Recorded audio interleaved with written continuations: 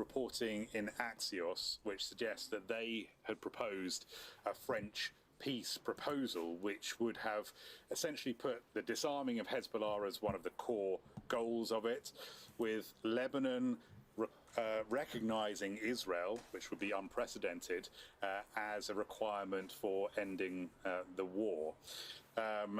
But there is a possible downside here, or a possible hitch, in that although the Lebanese government has said yes, it does want to have negotiations, the Speaker of the Parliament, Nabi Berri, who is from the Amal party, that's a Shia party allied to Hezbollah, he has said that there has to be a ceasefire before any talks can get started. So that's a possible complication.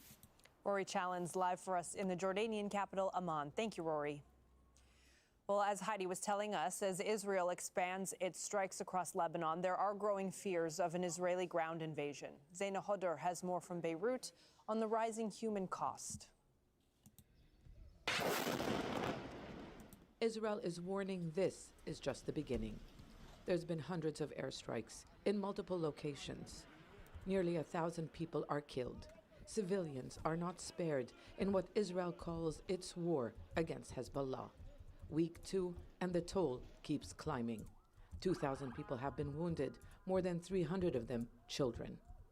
When the missile came, it shook the building. It hit our neighbors. The glass, stones, and everything fell on us. Doctors are concerned about dwindling resources with the mass influx of casualties while treating chronic and other conditions. This war is very harsh. If we compare it to the 2024 war, we are receiving many civilians. A ground invasion appears to be next. Israeli troops have been reinforcing their presence along the border and operating in villages inside Lebanese territory, preparing for what could be a major military operation involving creating a kilometers-deep buffer zone. They've begun targeting bridges as part of a military strategy to disrupt the movement of Hezbollah fighters and weapons who continue to fire rockets across the border and engage with advancing troops. The Lebanese government, which misled and failed to fulfill its commitment to disarm Hezbollah, will pay increasing costs through damage to infrastructure and loss of territory until Hezbollah is disarmed. International aid agencies are warning Lebanon is facing unpredictable challenges as conflict, mass displacement, and the lack of humanitarian resources converge. Nearly 1 million people have so far been displaced in the latest confrontation between Israel and Hezbollah. Prime Minister Nawaf Salam says that's 1 in 5 people in Lebanon. He's also warning that Lebanon is facing one of the most dangerous chapters in its modern history. The government and the army are under Israeli and US pressure to confront Hezbollah. Doing so could lead to sectarian strife. Hezbollah is still defiant, warning Israel it is prepared for a long confrontation. But this is coming at a cost for a nation where many have still not recovered from the last war 2 years ago. For Mohammed Ta'i, he has already lost it all. 4 daughters, his mother, brother, brother-in-law, and nephew killed in one strike in southern Lebanon. The Israeli military comes out every day saying that it's striking infrastructure. Is this the infrastructure? I've lost my 4 daughters. The eldest was 13 years old. The youngest was 6. My nephew was 12. My brother was killed. My mother was killed. My father and my brother-in-law were killed.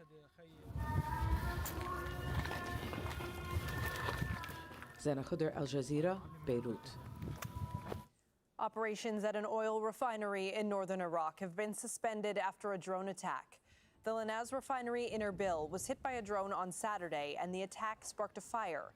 Officials from the Ministry of Natural Resources say work at the refinery has been halted. The extent of the damage is being assessed. Asad Beg is live for us in Erbil. So, Asad, what more can you tell us about this attack and what kind of an effect that's going to have on the oil industry where you are in Erbil? Well, we understand it was a drone strike on the Lanaz oil refinery just on the outskirts of Erbil earlier tonight. Now, that triggered a fire. Authorities say that they've suspended activities there as they assess the damage. Now, this refinery is responsible for the production and distribution of oil, and it's a key part of the energy infrastructure. So even if there is limited damage, it does have major consequences. Now, it's significant because we have seen an increased number of attacks taking place across the Kurdish region of northern Iraq here. We've seen US bases or bases that host US forces, any interests. We've seen a hotel being hit, so many other places being hit here in the Kurdish region of northern Iraq. But what we haven't seen targeted is the oil infrastructure. Now, that's why that's significant, because Kurdish authorities here will want to make sure that those facilities are secure, because oil production and distribution and the export of the oil makes up a major backbone of the economy here. Now, the Kurdish authorities here have condemned any attacks that have taken place here and have called on the Baghdad government to rein in those armed groups that are carrying out those attacks. Now, even as I speak, in the last moments, we've heard reports of another drone strike in the regional capital here in Erbil, but we're still getting information on that about where it's actually landed. All right, we'll come back to you for more information on that when you get it, Assad. In the meantime, it seems like there is an escalating number of attacks, not just on U.S. interests in Iraq, but in other places as well. What can you tell us about these threats that are happening there? Yes, there's definitely been an increase. We obviously, earlier on Saturday morning, there was that missile strike on the US Embassy compound in Baghdad. We've had the United States issue a warning telling its citizens to leave immediately, citing the increased number of missile, drone and rocket attacks taking place. Now, these armed groups, factions, say that they are targeting US bases and interests. But even tonight, what we've heard from Baghdad is that a number of drones have been intercepted, and the debris from those drones have fallen near the airport there, as well on residential neighborhoods. So there is a wider impact. But the challenge really is for Baghdad is that these armed factions are generally from the Popular Mobilization Forces. The Popular Mobilization Forces, or the PMF, come technically under the Iraqi military and have state funding. So at the same time, these are under that umbrella. So Baghdad is trying to balance their relationship with Washington, Iran, and these powerful armed factions within its own country. Meanwhile, the authorities here in Erbil are calling on Baghdad to rein in these factions. So it's very, very difficult. Everyone's saying that they don't want any part to this conflict. They don't want to be a part of the escalation. But the reality is that the number of attacks that are taking place, as well as the United States targeting these armed factions, means that Iraq is already a part of this widening regional conflict. So many moving parts. Thank you for breaking it down for us, Assad Beg in Erbil. Iran has threatened port areas within the United Arab Emirates, labeling them as legitimate targets. It's warned people in the UAE to evacuate locations near Jebel Ali Port in Dubai, Khalifa Port in Abu Dhabi, and Fujairah Port. Earlier, smoke was seen rising from Fujairah Port after a drone attack. It's one of the largest oil facilities in the Middle East. It's also an important location for refueling ships. Malik Traina is live for us right here in Doha. Malik, can you give us an update on the strikes and the warnings that have been going on around the Gulf on Saturday? Well, I mean, smoke filled the sky at the Fujairah port. That's one of the ports that Iran threatened to hit. A few hours ago, the Fujairah port media office said that this was due to debris from an interception. This is Iran's backyard. They know exactly the debris fell into that port. Fire set ablaze. One person was injured. He was a Jordanian national. I mean, this is a critical and vital oil port for the UAE. According to UAE authorities, they intercepted 33 drones and 9 ballistic missiles in the last 24 hours. And we've seen attacks across the entire Gulf. In Kuwait, the international airport was hit. Their radar was damaged. It's important to note that the Iranian state media agency said they were not involved in that attack. Possibly, maybe groups allied to them from Iraq, but we can't independently confirm that at this time. Earlier, the Kuwaiti city of Eilat. Explosions were also heard over the central part of the country. Multiple attacks also targeted central Israel overnight.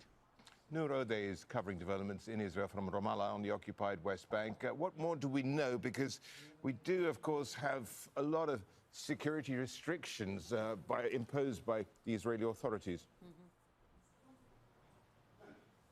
That's right. The Israeli military censor, Rashad, has kept a very tight lid on what is happening, to the frustration of ordinary Israelis and certainly of us journalists trying to tell audiences worldwide what is happening. Now, there were 2 attacks on Eilat, and they were really impossible to deny because of geography. Aqaba, which is a city on the Red Sea in Jordan, is exactly opposite to Eilat, and people saw plumes of smoke. And then residents there started posting videos about the damage caused in 10 separate locations in that city. Now, local authorities, medical authorities have said 7 people are injured, including one who's described to be in critical condition. But elsewhere, other salvos fired by Iran also caused damage to property and buildings, especially in the central area of Israel. This is the larger Tel Aviv area where you have military bases, you have the Ben Gurion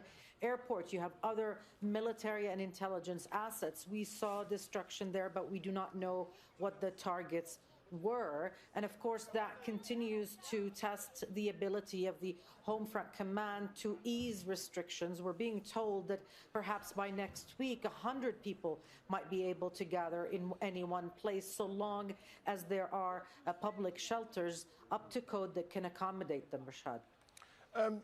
Emmanuel Macron, the French president, has been calling for de-escalation and perhaps mediating between Israel and Lebanon. I mean, are they considering diplomacy, particularly on the Israeli side?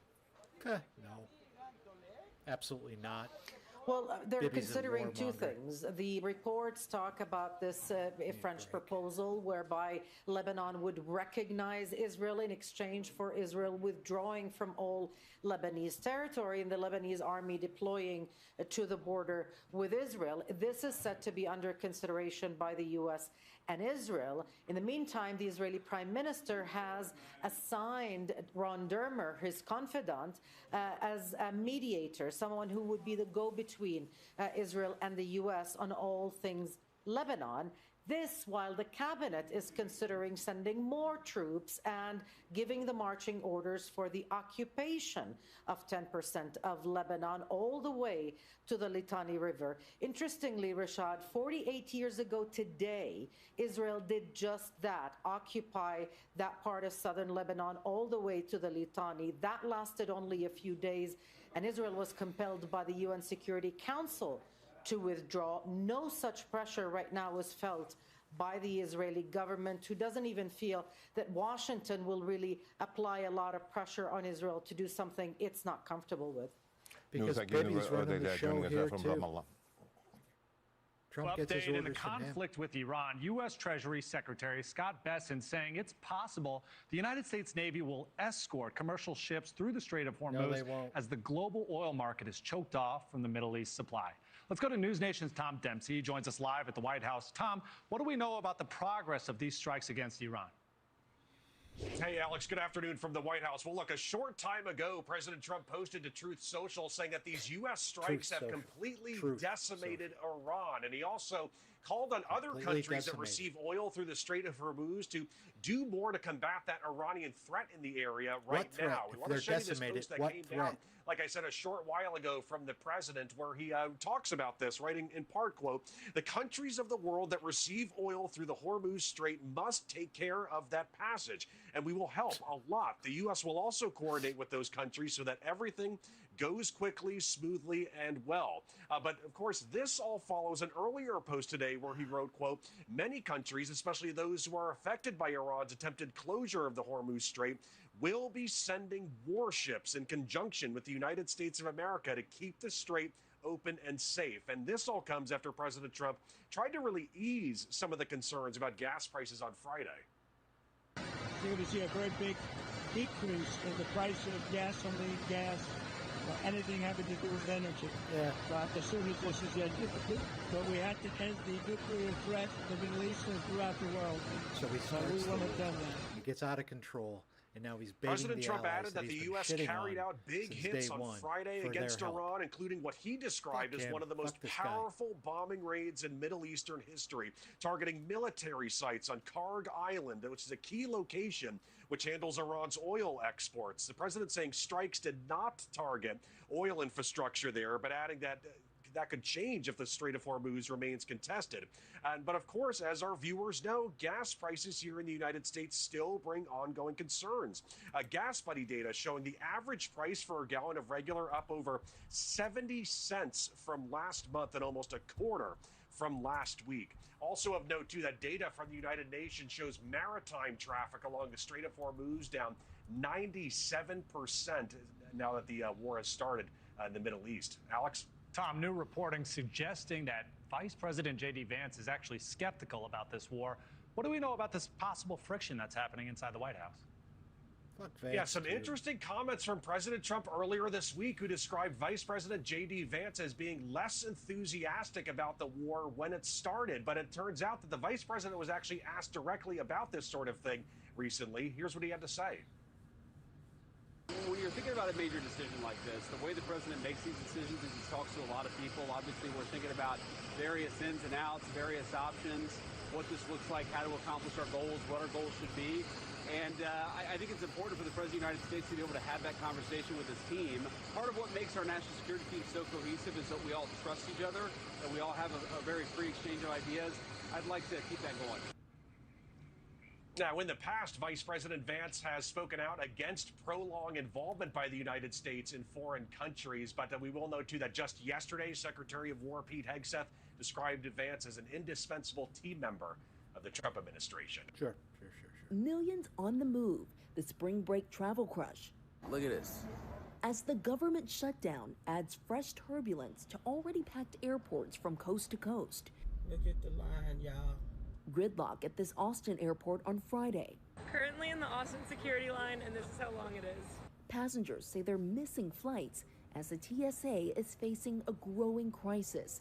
60,000 TSA workers just received their first $0 paycheck, with Homeland Security funding at a standstill. And since the shutdown began, more than 300 agents have quit, call-outs more than doubling, and now federal workers flooding food banks in order to feed their families. It hurts the pride when you have to go and stand in the line, to receive food and things when the only thing you've done is show up like you're supposed to. Single mother Nyrene Washington, a 19-year TSA employee in San Diego, says morale is at a breaking point.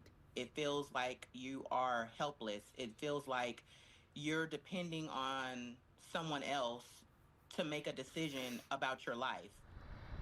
And airlines are also sounding the alarm, with the president of Airlines for America calling the standstill a disgrace, writing, "This failure of government to simply pay federal aviation employees is wrong. It is unfair."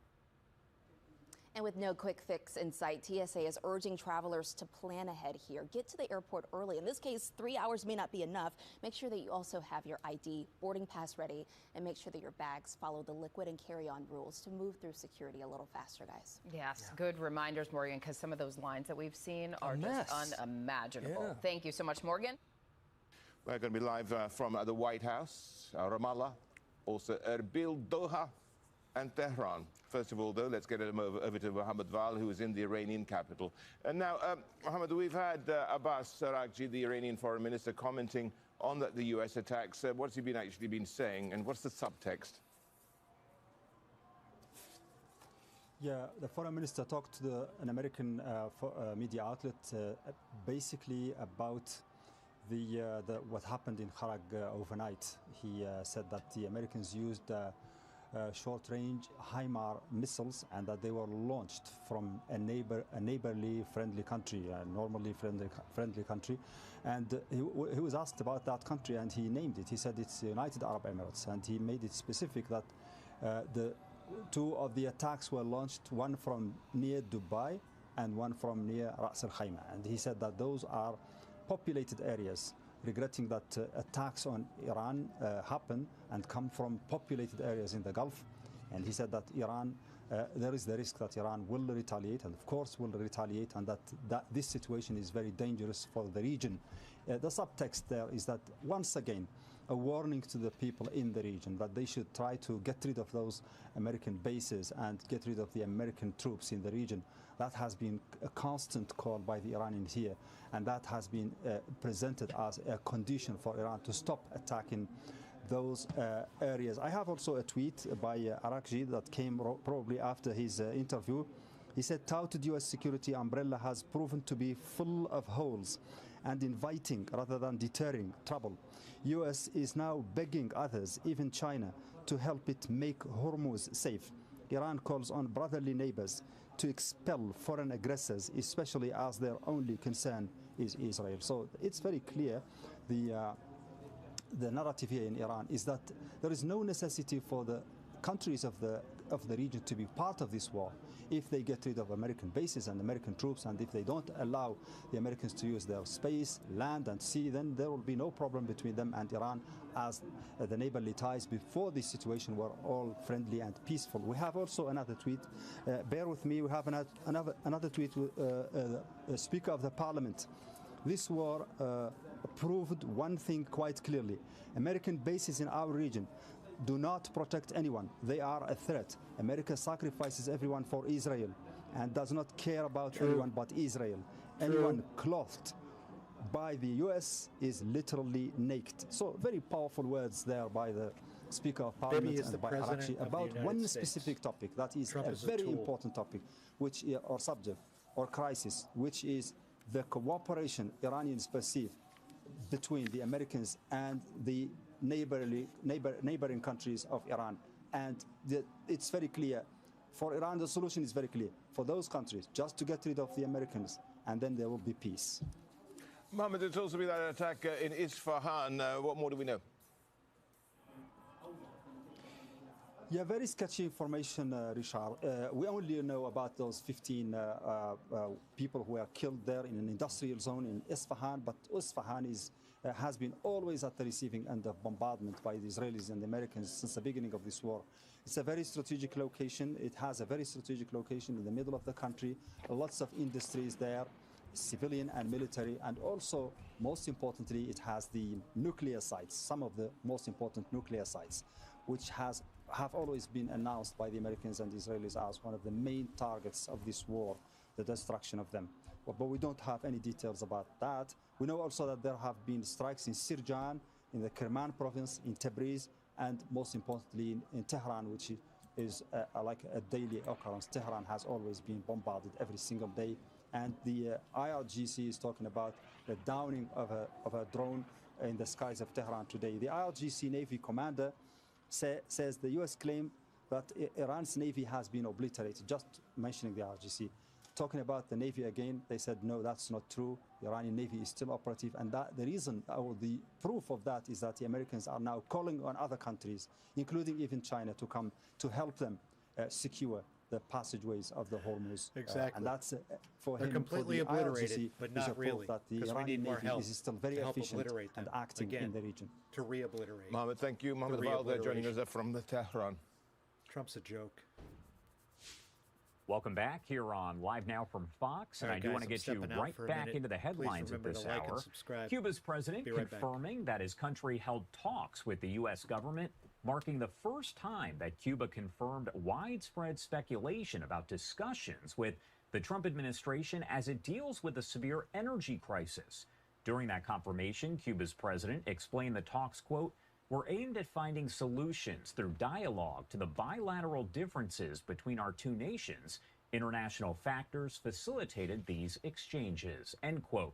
He didn't elaborate on factors or provide any kind of specifics about the talks, which President Trump has alluded to several times.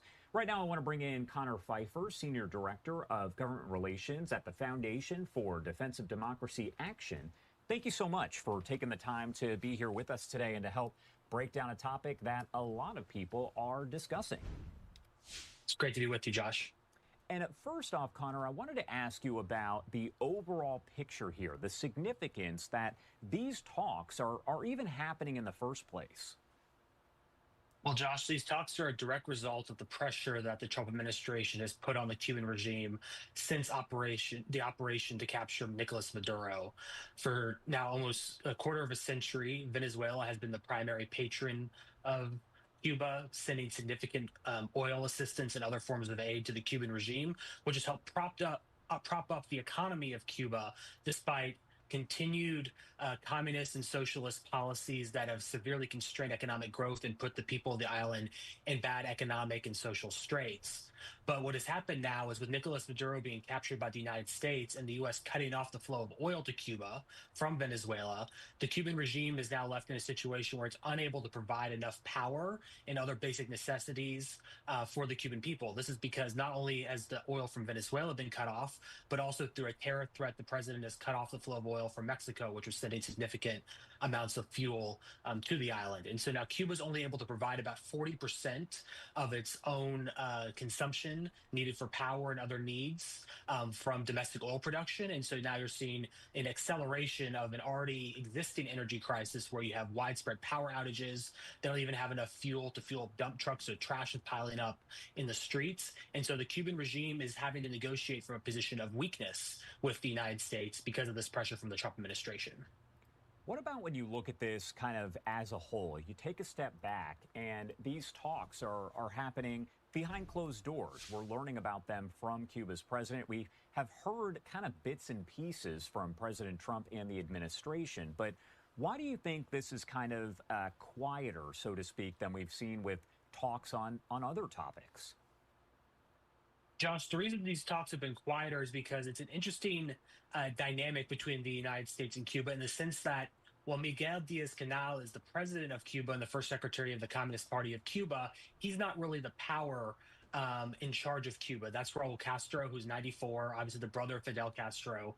And reportedly, negotiations involving Secretary Rubio have taken place with Raul Castro's grandson, Raulito, who is in his 40s and is a member of the Interior Ministry and tied as well to the Cuban military. And so these discussions that are reportedly happening with the U.S. are with interlocutors that are not your traditional diplomatic negotiations. It's not like it's between the foreign ministry of the Cuban Communist Party with the United States State Department. These are negotiations happening with figures in the regime who are actual holders of power versus what's on paper. And so that necessitates a different type of negotiating style and path of negotiations than, say, the negotiations happening on Russia and Ukraine, for instance. If you look at kind of what we've seen here in the past, there's always been, well, maybe not always, but there is currently a very tense situation between the two countries, talking, of course, about the U.S. and Cuba. So how far could these talks really advance if you do have two countries that are very much opposed to each other? Well, the Trump administration and President Trump himself as well has made clear that they see this as Cuba's rule by the Communist Party is ebbing towards its end. And what that would mean is that the laid out objective for negotiations is something that results in political changes. Now, the Cuban regime, in laying out yesterday the fact that talks are happening, which is a big admission given the history, said, oh no, these are just economic talks. We're talking about areas of mutual interest. We're not talking about the political system. But undoubtedly, the Trump administration is going to insist on likely changes to the political system as part of any negotiation. As a reminder to your viewers, in 2015, the Obama administration did negotiate with the Cuban regime. President Obama traveled to Cuba in exchange for economic concessions. Those concessions on the economic side did not happen.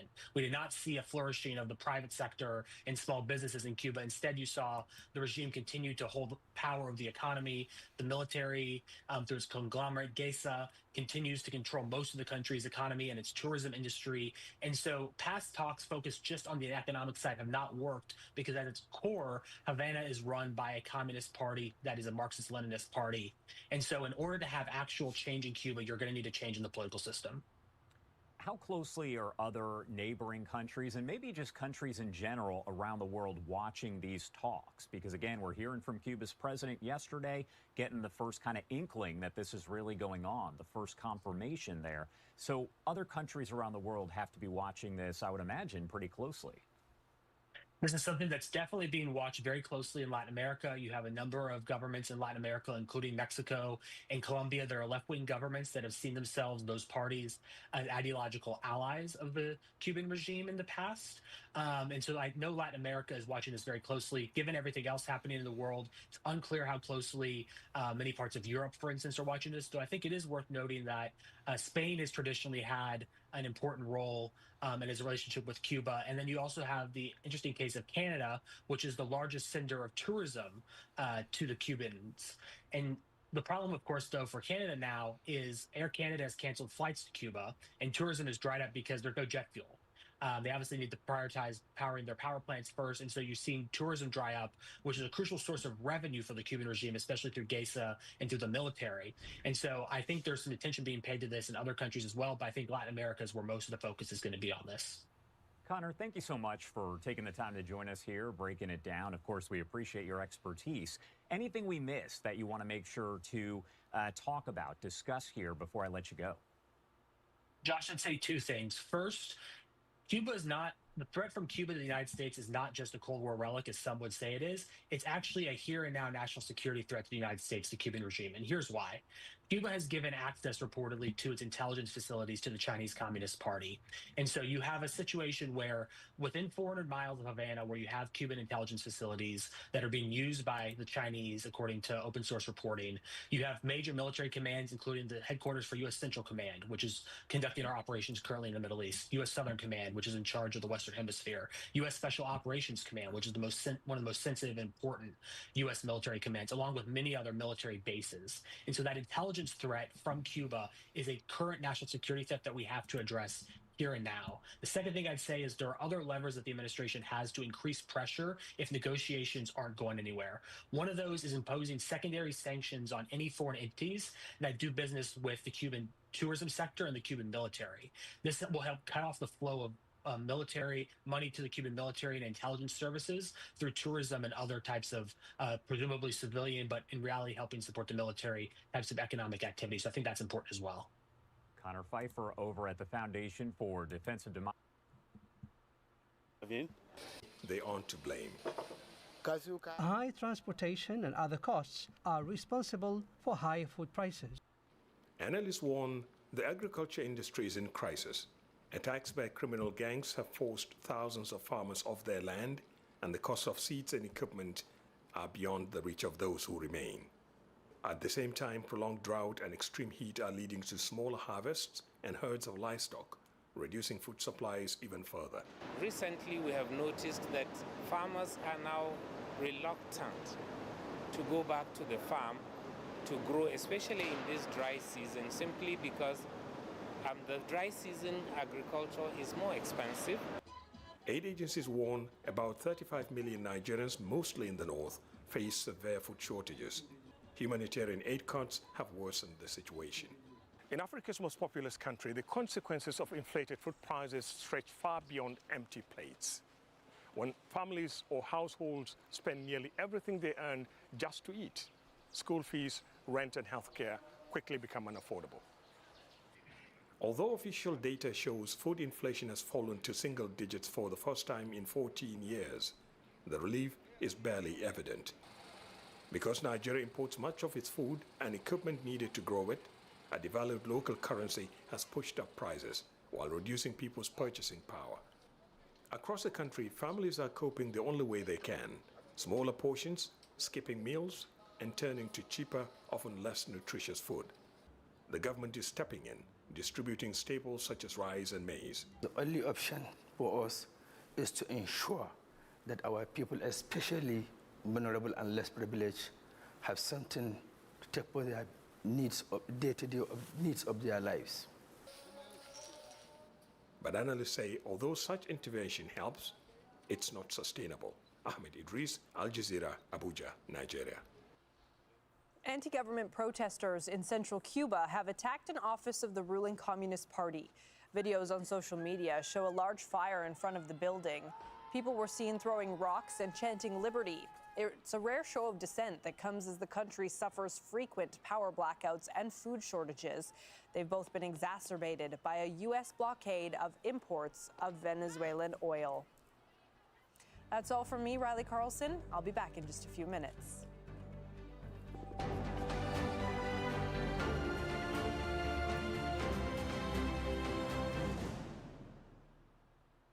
The latest news as it breaks. The situation looks to be far from de-escalation as the continuous exchange of fire remains the reality on the ground. With detailed coverage. As U.S. casualties mount from the growing conflict with Iran, 3/4 of Americans say that the country should be cautious of regime change wars. From around the world. Evacuation orders were issued for this town, but it was just a few minutes after that 10 Israeli strikes targeted the town.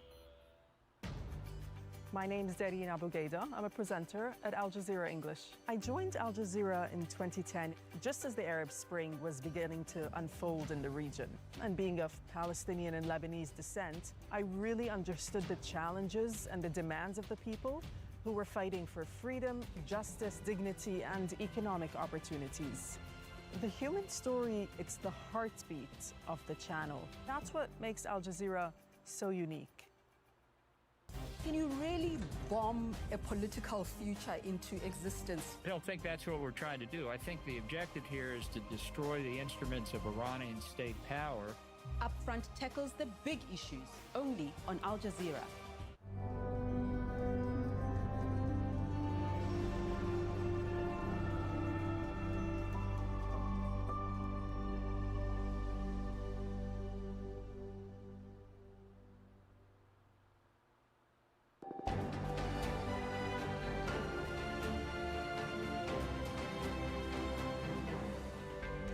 It's 23 GMT. This is Al Jazeera live from Doha.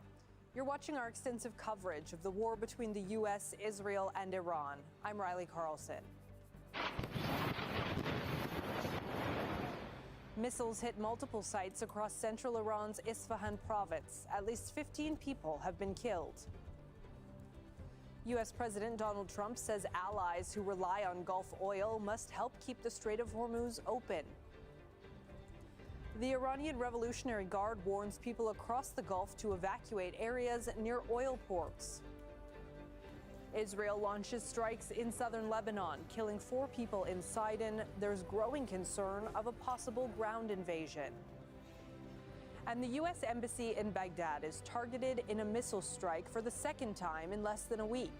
Factions supporting Iran are intensifying their attacks on foreign outposts.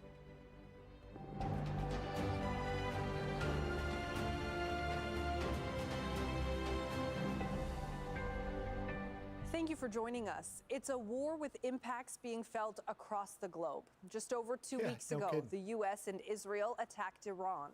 That touched off a regional conflict that has continued to ramp up in scale and severity.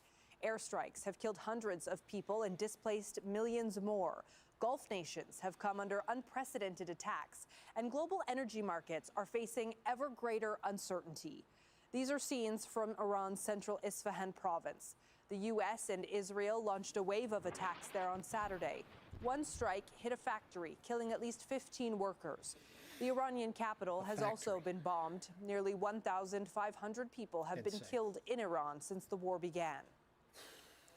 These are some of the latest images from Israel, where Iran has once again launched a round of retaliatory strikes. Damage has been reported across the country's central areas. At least 7 people were injured by fragments of a rocket in the port city of Eilat. In the U.S., after bombing Iran's most important oil hub, the Karg Island, President Donald Trump now says allies who rely on oil moving through the Strait of Hormuz must secure its passage. No, they mustn't. He says some countries are sending warships, but did not provide details. Iran has blocked shipping in the Strait of Hormuz, through which about 1/5 of global crude oil and liquefied natural gas normally transit. And in Iraq, the U.S. Embassy is asking all Americans to leave the country immediately. Officials warn there is a, quote, significant threat posed by Iran-aligned terrorist militia groups. The U.S. Embassy compound in Baghdad was hit by missiles earlier on Saturday. Al Jazeera has confirmed the attack destroyed part of the embassy's air defense system. We are live in Erbil, Amman, Beirut, Doha, Washington, D.C. as well. But first, we're going to head to Tehran and speak to Mohammed Val in the Iranian capital. Mohammed, now over 2 weeks into this military conflict, what are Iranian officials saying about where Iran stands and what their strategy is going forward? Israeli, the foreign minister, Sayyid Abbas Araghchi, gave an interview to an American news outlet, and he basically made it very clear from the Iranian point of view that the Strait of Hormuz is not closed, contrary to the allegations by the Americans, who are trying to rally the world around that situation and make the conflict look like Iran against the world. Iran is blocking the transit of international energy routes and so on. So he is saying that the strait is closed only for American and Israeli ships. And in that interview also, he spoke about another very interesting situation, which is the attack overnight yesterday on Kharg Island, saying that some of the rockets, some of the missiles that were used against Iran's sites there were launched from the United Arab Emirates, and that they were launched from places very close to civilian districts, which is something very dangerous, considering that Iran here is vowing to strike back against the very places from which those missiles were launched now and before, since the beginning of the war. So he's drawing the attention to, particularly of the Gulf states, that they should not allow the Americans to launch strikes against Iran from their territories, and particularly from places that are around civilian districts. He has also made it very clear that Iran is not in a confrontation with its neighbors, basically, or in a confrontation with the outside world, contrary to the claims of the Americans. There are also many other people, leaders, talking about this situation in the Gulf, particularly around the Strait of Hormuz. The Parliament Speaker, Mohammed Baqir Qalibaf, wrote, "This war proved one thing quite clearly. American bases in our region do not protect anyone. They are a threat. America sacrifices everyone for Israel and does not care about anyone but Israel." So, I mean, they are framing this struggle or this war as something that America has been pushed to do to protect Israel. We know the Gulf neighbors, though, disagree as they are looking for de-escalation because they do not want to be part of this any longer. But, Mohammed, it has been a few nights of very intense bombardment across Iran and in Tehran specifically. What has Saturday night into Sunday been like there? Well, it's almost like every other day since the beginning of the campaign. There have been strikes on Tehran, and the Revolutionary Guard talking about drones in the skies of Tehran. They said they have shot down 3 of those drones, but the most significant incident today is in Isfahan, where 15 factory workers were killed, according to the news agencies here close to the government, and also Reuters reported it. That facility is producing refrigerators and heaters, so there is that means probably it is a civilian facility in line with what has been happening over the last few days. Americans and Israelis striking at civilian institutions and facilities, including the one today in Tehran. Bandar Abbas also was bombarded, Sirjan in Kerman province, Tabriz, and many other areas. So that situation is continuous, like every other day, bombardment on Iran. Mohammed Val in Tehran for us. Thank you, Mohammed. Now to John Holman in Washington, D.C. And John, it does appear that the Strait of Hormuz is the pressure point right now in this conflict. The president is looking for other countries that receive oil through the Strait of Hormuz to help take care of the passage of tankers. But Iran is now saying we might just let them pass as long as they're not American-related ships.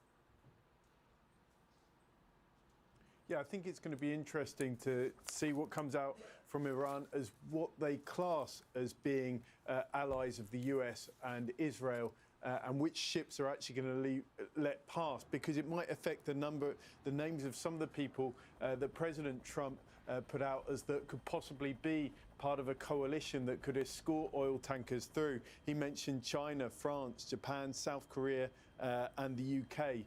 and others, he said, as possible partners in escorting ships through. We know already that France has sent at least 10 ships towards that area, and has said, the President of France, that at least some of those ships could potentially be used to escort vessels through the Strait of Hormuz. The UK has also sent a ship, but we don't know if it's for that purpose or just to protect UK assets in that area. It's interesting, actually, it's not President Trump that's been the first person to float this idea of a coalition of international partners to escort ships. Scott Bessent, who's the US Treasury Secretary, was giving interviews on Friday, and he said that as soon as it's military possible, US Navy and perhaps an international coalition will be escorting ships through. He said that a couple of times. So it's not just an inspiration in the moment from Trump when he's maybe playing with his Truth Social account. This is something that US officials have also been talking about. I guess the question now is whether they can get any pull from it from their international allies. We will wait and see on that one. John Holman live for us in Washington. Thank you. Israel's defense minister says the conflict has reached a turning point and that it will continue as long as necessary. Israel Katz put the onus on the Iranian people, saying it was up to them to overthrow their government and end the war. We're entering the decisive phase of the struggle between the regime's attempts to survive while causing increasing suffering to the Iranian people and surrender. Only the Iranian people can put an end to this in a determined struggle until the terrorist regime is overthrown and Iran is saved. You're bombing them and murdering Rory them. Challenge has the latest updates on Israel from Jordan's capital, Amman. And Rory, it was a day of significant strikes in Israel. What more can you tell us about what happened there? Well, look, on the surface, the Israelis are sounding bullish about what's going on. But beneath the surface, you can, I guess, detect that there are some strains emerging in Israel. The Israeli government has just approved $710 million in what they're calling emergency classified defense spending. And they're funding this in part by cutting government services and in part also by cutting debt payments. They're not saying what's being bought. The proposal simply states the replenishment of critical combat inventory and the acquisition of advanced combat means. Now, does this mean air defense interceptors? We know that Israel has been burning through these at an accelerated rate. Could it be other war spending? We don't know the answer to that yet, but it does seem that this has been an urgent thing because the government has basically bypassed normal cabinet procedure. It's called ministers up and on the phone got them to approve this in a phone poll, essentially. And there could be some pretty pointed questions when the Knesset is asked to ratify this within 2 weeks. And I think this shows the growing strain in Israel of fighting a conflict on two fronts, with the Gaza war, which was also extraordinarily expensive, not yet in the rearview mirror. Rory Challenge live in Amman, Jordan. Thank you, Rory. More Israeli military movement has been seen in southern Lebanon. Several tanks have been moving around the border area on Saturday. This comes after Israeli attacks killed more than 30 people in separate airstrikes, including medics and nurses. In recent days, Lebanon's government has expressed a desire to hold direct talks with Israel to ease tension and stop the fighting with Hezbollah. Meanwhile, Israeli forces continue to launch airstrikes across the rest of the country. Most of the attacks on Saturday have been focused on the south. The army says that it is targeting locations linked to Hezbollah. This is the aftermath of an Israeli attack on the town of Gassanieh. Buildings and residential homes have been destroyed in attacks on the south, leaving thousands of people displaced. In nearby Sidon, 4 family members were killed in an earlier Israeli airstrike. The attack targeted a specific house and sparked a fire on the second floor. Israel says the family had connections to Hezbollah, but a relative says no one in the family was with any political party. The United Nations Secretary General has visited Beirut, which has also been under repeated Israeli attacks. During a press conference, Al Jazeera's Bernard Smith asked Antonio Guterres about the legality of Israel's forced evacuation orders across Lebanon. As a matter of fact, evacuation orders in a situation where so many vulnerable population exists in the areas that are asked to be evacuated does not create enough security for civilians. And whatever does not create enough security for civilians inevitably becomes in violation of international humanitarian law. The protection of civilians is the maximum responsibility of any country at war. And it applies in Lebanon today as it applies everywhere in the world. Heidi Pett is live for us now in Beirut. Heidi, it doesn't create enough protection for civilians because these areas where forced evacuations are being called for are not the only places that are being hit.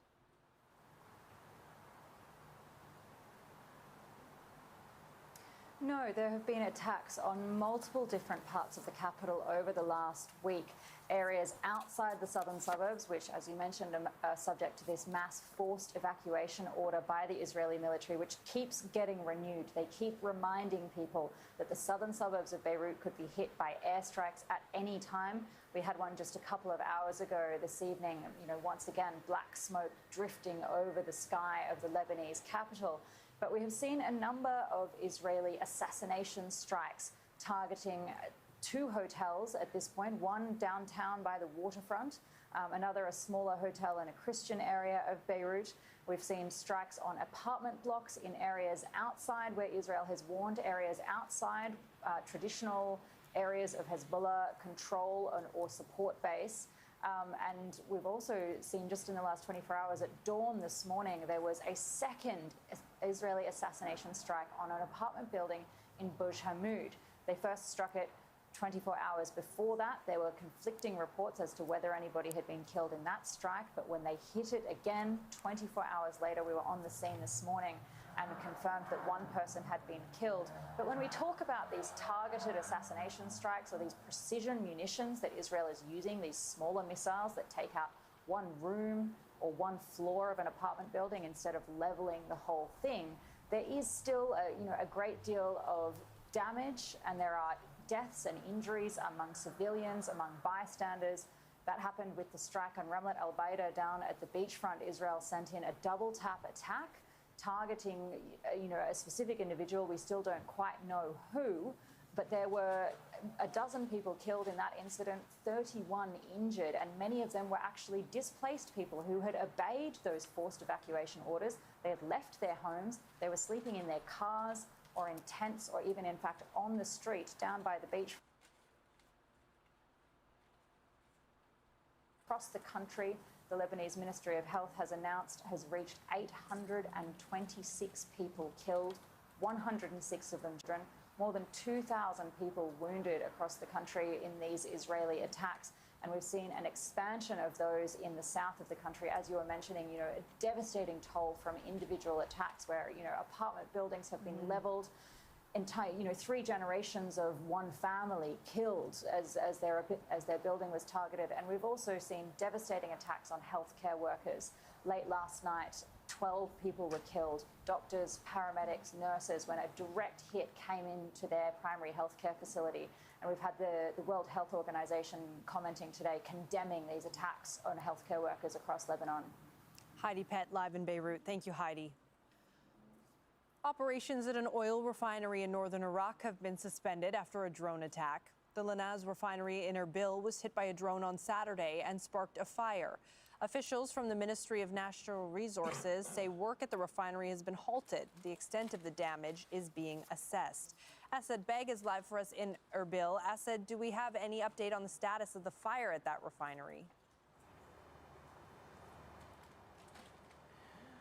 At the moment, no, we don't. What we understand is that drone hit on Saturday evening. It triggered a fire, and the authorities suspended activities there as the damage was assessed. Now, the oil refinery is responsible for the production and distribution of oil here in the Kurdish region of northern Iraq. So even limited damage can raise concerns about the security of this region's energy infrastructure. Now, over the last few days, we have been seeing an increased number of drone and missile attacks here in the Kurdish region of Iraq. Now, we sometimes see those interceptions, but generally what they're targeting are locations where US military are based or military bases, airports. And the concern here is, and the significance of this is, that it's energy infrastructure. And the concern is that that now is also a target here from these armed groups in the Kurdish region of northern Iraq. And the concern is that any damage or any targeting of that will affect the oil distribution and exports. And that's a major part of the economy here, essentially the backbone of the Kurdish region of Iraq. Asad, it does seem like there are escalating numbers of attacks in that region, particularly on U.S. interests. Can you help explain to us why that is and what's happening in this region that is maybe different from other places that we're talking about in this conflict? Well, let me put it this way. Iraq is the only country that's been hit by multiple sides. It's been targeted by the United States and Israel. Iran has bombed places in Iraq, and you have armed groups that also aligned to Iran, also carrying out attacks. Now, Iran has targeted Iranian Kurdish opposition groups who are based here in the Kurdish region of northern Iraq. Armed groups aligned to Iran have been targeting those groups, as well as US bases and interests. And the United States has been bombing armed groups like the Popular Mobilization Forces. Now, why it's complicated and a bit of a balancing act is that these Iraqi armed groups, some of these factions are a part of the Popular Mobilization Forces that come under the Iraqi military and receive state funding. So when they are attacked by either Israel or America, politicians in Baghdad condemn those attacks and say it's a breach of sovereignty, but then the government or the regional government in Erbil is calling on the government in Baghdad to rein in those groups because they're targeting the Kurdish region, the infrastructure and bases here. The UAE consulate has been hit. Now, on Saturday, we saw the US embassy compound hit, the air defense system there inside the green zone. The Americans have sent out a warning to its citizens to leave the country. And essentially, Baghdad is playing this balancing act between Washington, Iran, and powerful armed factions within its own borders. And we are seeing an increased number of attacks. Now, the authorities in Baghdad and Erbil have both said that they don't want to be a part of a conflict or any military escalation. But the reality is, regardless of what they say, that conflict and that escalation is already taking place here in Iraq. Asad Begar, thanks to you for breaking all of that down for us from Erbil. Iran has threatened port areas within the United Arab Emirates, labeling them as legitimate targets. It's warned people in the UAE to evacuate locations near Jebel Ali Port in Dubai, Khalifa Port in Abu Dhabi, and Fujairah Port. Earlier, smoke was seen rising from Fujairah Port after a drone attack. It's one of the largest oil facilities in the Middle East and is also an important location for refueling ships. Malik Traina is live for us here in Doha. Malik, can you give us an update on the status of those strikes and warnings that have been sent out around the Gulf this weekend? Well, I mean, you saw the pictures on the screen of smoke just filling the skies at the Fujairah port, a critical and vital lifeline. Across this region, oil and energy is Venezuela the bloodline that these countries depend on for their economies. Their infrastructure so the Fujairah port, the Fujairah media office earlier said that this was a result due to debris falling from an interception, where they're still a few hours ago saying that they were trying to put that fire down. We've seen a wide array of attacks across the Gulf. And the UAE itself said that just in the last 24 hours, they intercepted 33 drones and 9 ballistic missiles. In Kuwait, the international airport was hit and their radar was damaged. I think it's really important to say that the Iranian state media agency said that they weren't involved in that attack. Possibly, some people are saying possibly it could be groups aligned to them from Iraq. Of course, we can't independently confirm that right now. But, earlier the Kuwaiti military said that it detected 7 drones. They destroyed 3. 2 targeted a military airbase where 3 servicemen were injured. There was also some material damage. Here in Qatar, a number of drones were intercepted, all 4 ballistic missiles that came into the airspace. In Saudi Arabia, there was a wave of drones launched from Iran. Trump as president Many were intercepted in the eastern district, some of them near the Al Shayba oil field. They also intercepted 6 ballistic missiles. really no country in the Gulf has been spared from these attacks from Iran. And it's really signaling a huge escalation, a widening of this conflict. And that's something that nobody wants to see. We've seen various statements from countries from here and across the region. And usually they have three main themes, right? The first one is condemnation. What kind of adjectives each country uses is different, brutal, treacherous aggression. The second one is de-escalation. There's people here don't believe there's a military solution. And the third one is they're calling for dialogue, negotiations on the table. They want a diplomatic solution and long-term stability. And that's something everybody here wants to see. And I suspect we will keep hearing the same thing until an off-ramp opens up. Malik Traina, live in Doha, thank you. Iran's closure of the Strait of Hormuz has stranded hundreds of commercial vessels with their crews trapped on board. The waterway is a crucial route for oil and gas from Gulf nations.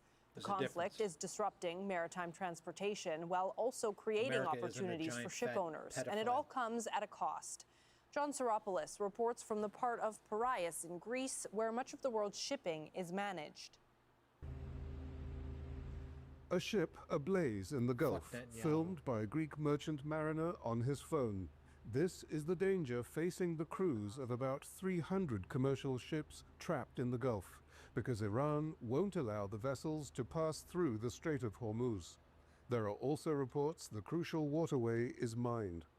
We spoke to a Greek officer on board a tanker that loaded crude oil in Iraq before the war broke out. It's now been forced to wait. For security reasons, we've withheld his real name and location.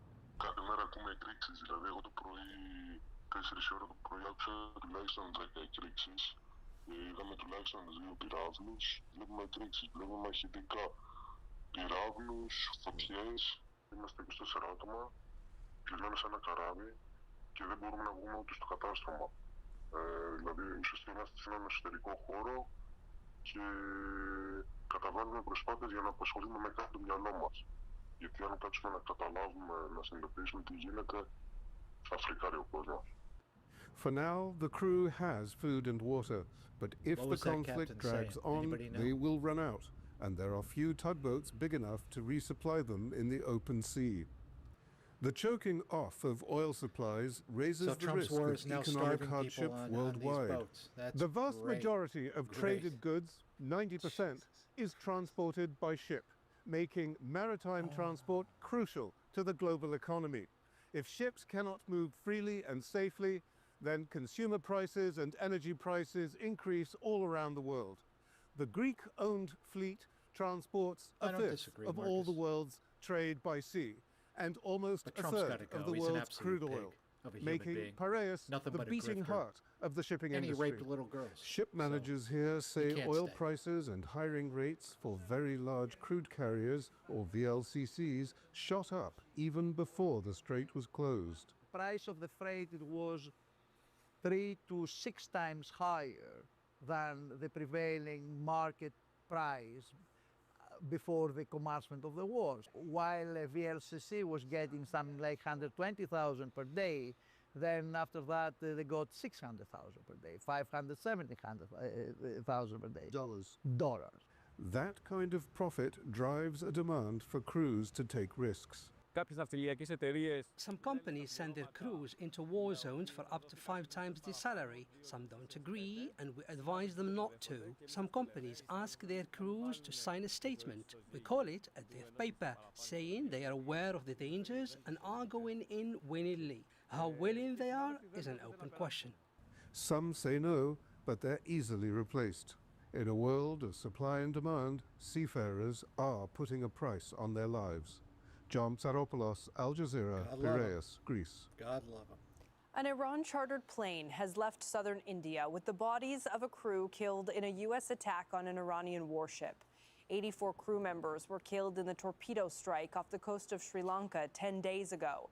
This week, a Sri Lankan court ordered the bodies be repatriated against the wishes of the United States. Here's a look at some of the other stories making news. Ukrainian authorities say Russian missile and drone strikes have killed 4 people in Brovary near Kyiv. At least 10 others were injured in the attack. Ukraine says that Russian forces also targeted the northeastern city of Sumy. Kyiv added that it had struck an oil refinery in southern Russia's Krasnodar region. Anti-government protesters in central Cuba have attacked an office of the ruling Communist Party. People were seen throwing rocks and chanting liberty. The rare show of dissent comes as the country suffers frequent power blackouts and food shortages. Those have been exacerbated by a U.S. blockade on imports of Venezuelan oil. Israeli settlers have attacked 2 villages in the occupied West Bank, killing 1 Palestinian man and injuring several others. Palestinian officials said 28-year-old Amir Moatzatem was shot dead by an Israeli settler. The shooting happened in the town of Kusra, south of Nablus. The Palestinian Health Ministry says more than 1,000 Palestinians have been killed in attacks in the occupied West Bank since 2023. That's all from me, Riley Carlson. Up next, Inside Story looks at the knock-on effect of the Iran war for Palestinians in Gaza. Don't forget to like and subscribe.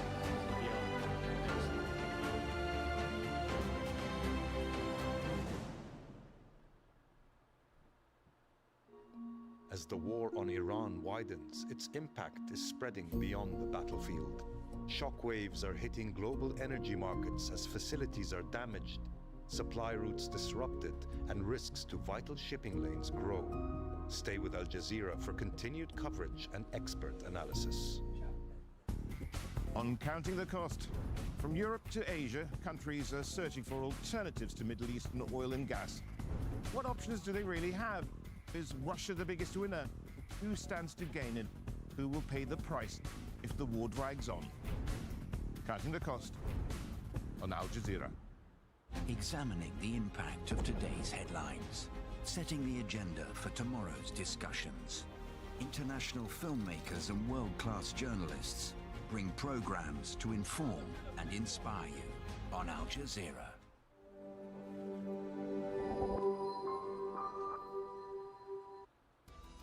The already bad situation in Gaza is getting worse as the war in Iran rages on.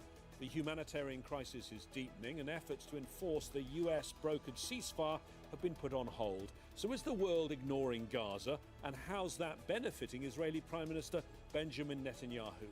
This is Inside Story.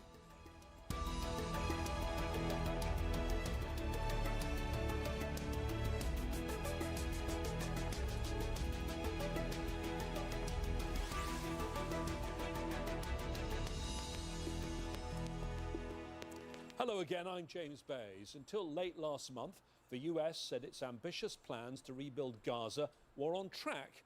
After 2 years of Israel's devastating war on the Strip, the Rafah border crossing had partially reopened, limited food aid was allowed in, and a small number of people were able to come in and out of Gaza.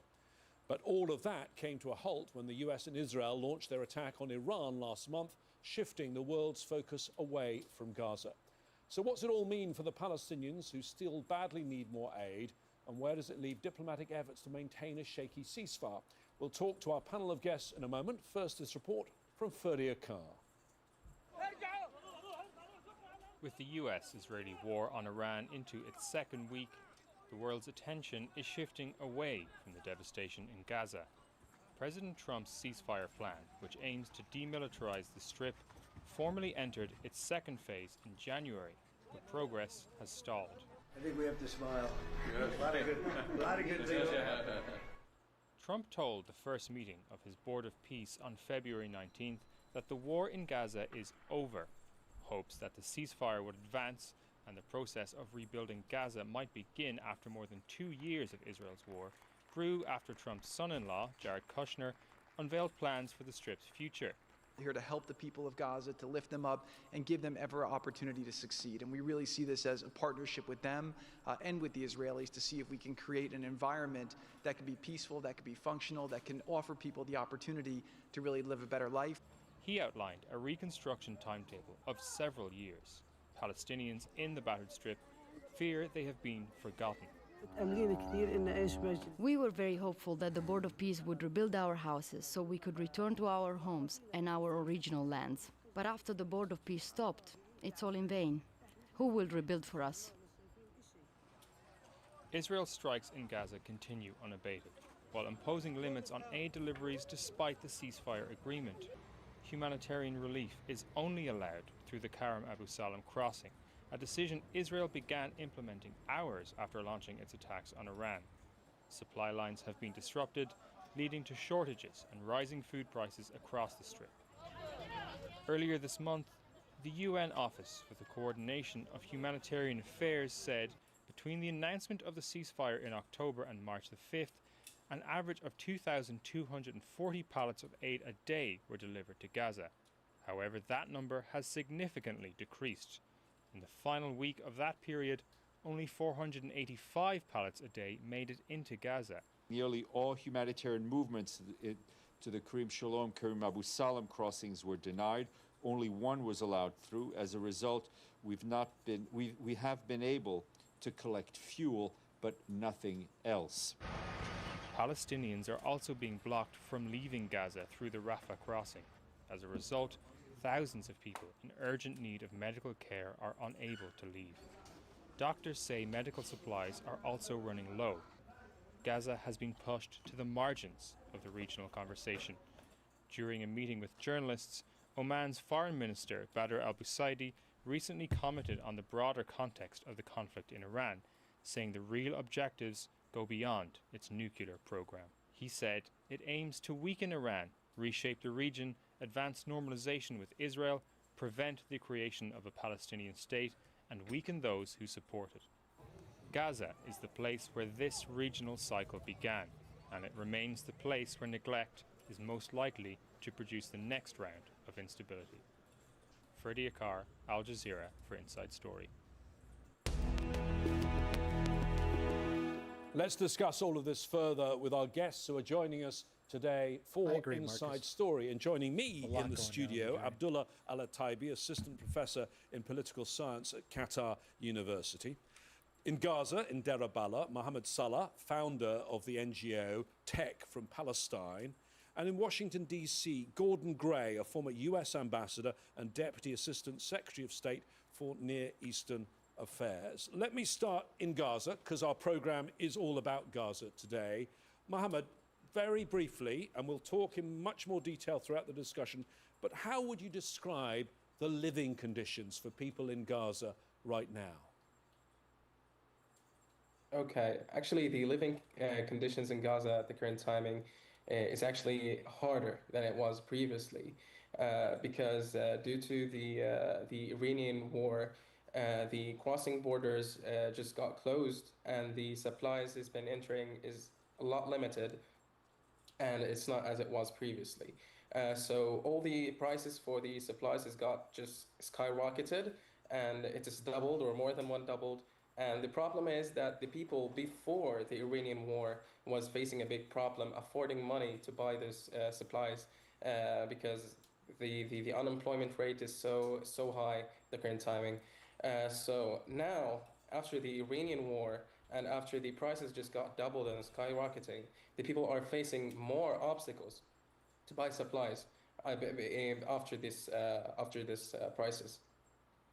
Abdullah, I mean, even if we look before what has happened, and they've closed these crossings, one of them now reopened, but even before what happened and the war, there wasn't enough food getting into Gaza. The UN's humanitarian arm said in February, partners reached approximately 1.2 million people with reduced rations that covered only 50% of basic calorie needs for those people. I mean, yeah, it's a big tragedy when you look at Gaza, especially after the Gaza deal in Sharm el-Sheikh in October that was mediated by Qatar, Egypt, and the US, Turkey as well. There was so much hope in the region that this could bring some hope and lights to the lives of Gazans people. But we didn't see that. There was a problem. One of the basic things was the crossing borders. There was like 600 vehicles based on the deal to cross Gaza every single day. But we saw even they haven't even crossed 120 vehicles per day. Then this is actually didn't bring much aid that's needed for the people of Gaza, and this could just put a lot of people's lives at risk. And even now with the conflicts taking place in Iran, this makes things even more complicated. How I see, James, the Middle East right now, I think it stands between escalation or diplomacy. And I think the wider, like the regional countries here, including Qatar, the key mediator in Gaza, I think they are trying and pushing so hard to save the region from a wider conflicts by basically defending their sovereignty and also at the same time trying to keep channels open with Iran to put an end to Iranian attacks and to the conflict to bring back the main focus, which is Gaza. Gordon in Washington, D.C., the last time I interviewed you was a long time ago in Tunisia when you were the US ambassador there. It was during the so-called Arab Spring, the very beginning of the so-called Arab Spring, a time of great change in the region. I think you probably agree we're in another time potentially of great change in the region. And the problem right now is Gaza is getting forgotten, is it not? I remember that interview well. It was just a few days after Ben Ali fled Tunisia. Yes, as you point out, sadly, the situation in Gaza is being overlooked given the understandable attention now being paid to the war further east. This is regrettable for the humanitarian reasons that we just heard about. And I would also say it probably suits Prime Minister Netanyahu's domestic political agenda, because the more he can have Israeli voters focus on Iran and the less he can have them focus on what happened on October 7th, the better his electoral prospects will likely be. Maybe he needs to be Mohammed, I mean, we talk about since the ceasefire, which was back in October last year, but I mean, there are some who question whether there ever really was a proper ceasefire, because you've had daily attacks from Israel, you've got more than half of the Gaza Strip still under Israeli control, and you've never had what you were promised, which is unhindered aid coming in, have you? That's right. That's 100% right. There's a lot of the things that have been agreed in both sides that it's actually haven't happened, sadly, in more than I don't know in if more than one he side. hasn't been Yes. seen in a while, right? A few days. Yeah, and one of the other things now with this, the Israelis closing most of the crossings, is that for a very brief window in February, you had the ability for people who were desperately ill to be evacuated from Gaza. That's now ended, has it not? Yes, yes. Actually, before the Iranian war, the people who got evacuated from Gaza, who are injured, is actually so limited, and now because of the Iranian war, is more limited than it was previously. That's 100% right.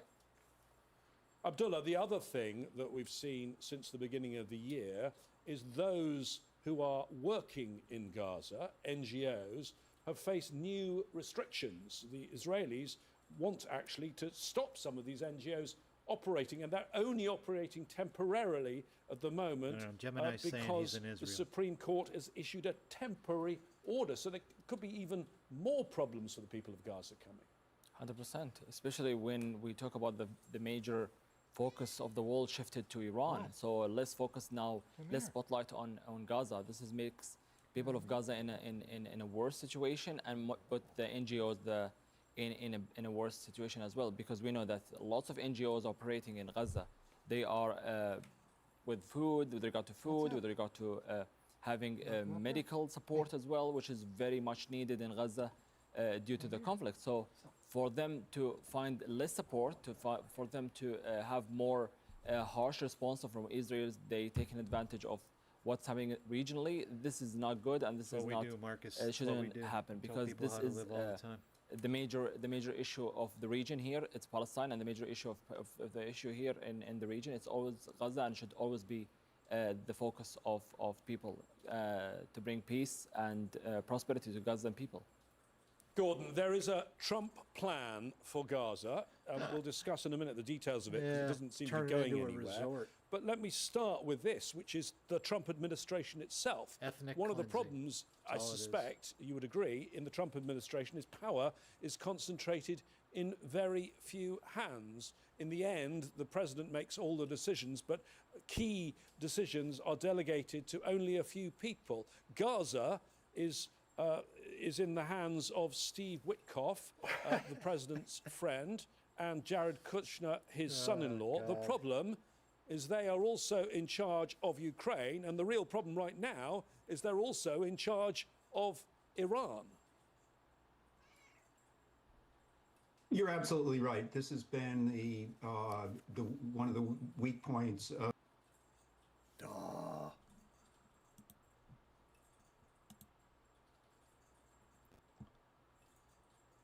constitutional right, and in fact his responsibility to ultimately make the decisions. In past administrations, even in Trump 1.0, though, many decisions were considered at the working level and advanced up with informed input from all the agencies and from experts who knew the issues very well. Now we're seeing, as you've pointed out, a complete reversal of that, and we've got too much responsibility, just in terms of bandwidth, in the hands of two people. Those two people, Mohammed, have a plan. They made it quite clear. It's endorsed in a UN Security Council resolution. And my understanding is Gaza is supposed to be, now we're in phase 2 of this plan, supposedly, run by something called the National Committee for the Administration of Gaza. Any sign of your National Committee on the ground there in Gaza? Actually, in my front, there's maybe it is there's signs of it, but actually it's not. I can't see there's any progress on the ground in the real world. We still see that there's a lot of stuff happening. It's still unarranged 100% in Gaza, and there's a lot of problems that we are facing. That these people should be handling this issue, but we're not currently seeing any progress happening at Gaza currently. So what do young people like you make of this supposed Trump plan? I mean, are you patient, or do you really think it's going nowhere? Actually, in my perspective, I see it as going nowhere. Abdullah, this National Committee for the Administration of Gaza, they have been appointed. They have rather a flashy website, I found it today, but they're in Cairo. Is it clear to you why they have not gone to Gaza? Well, it's not quite clear why. It seems to be some practical maybe problems they're facing of relocating to or moving to Gaza. Could be the Israelis as well, because you need to have the Israelis' approval first to move inside, since they are keeping Gaza under siege at the moment.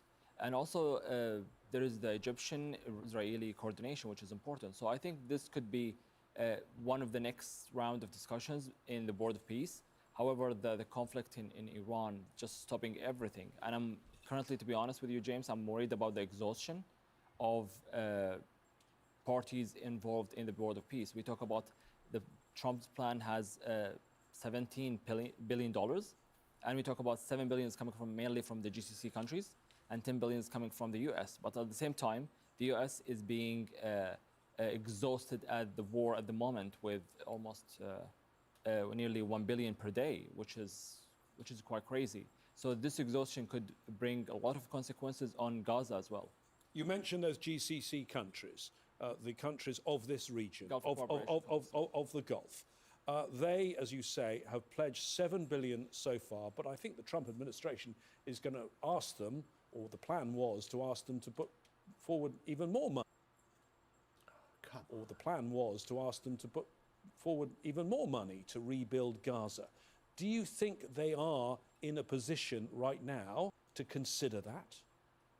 At the moment, I think the whole region desperately needs peace and needs stability in regionally, and Gaza is one of the issues on the list that deserves to have peace and prosperity as well. I think the Gulf Cooperation Council countries, they are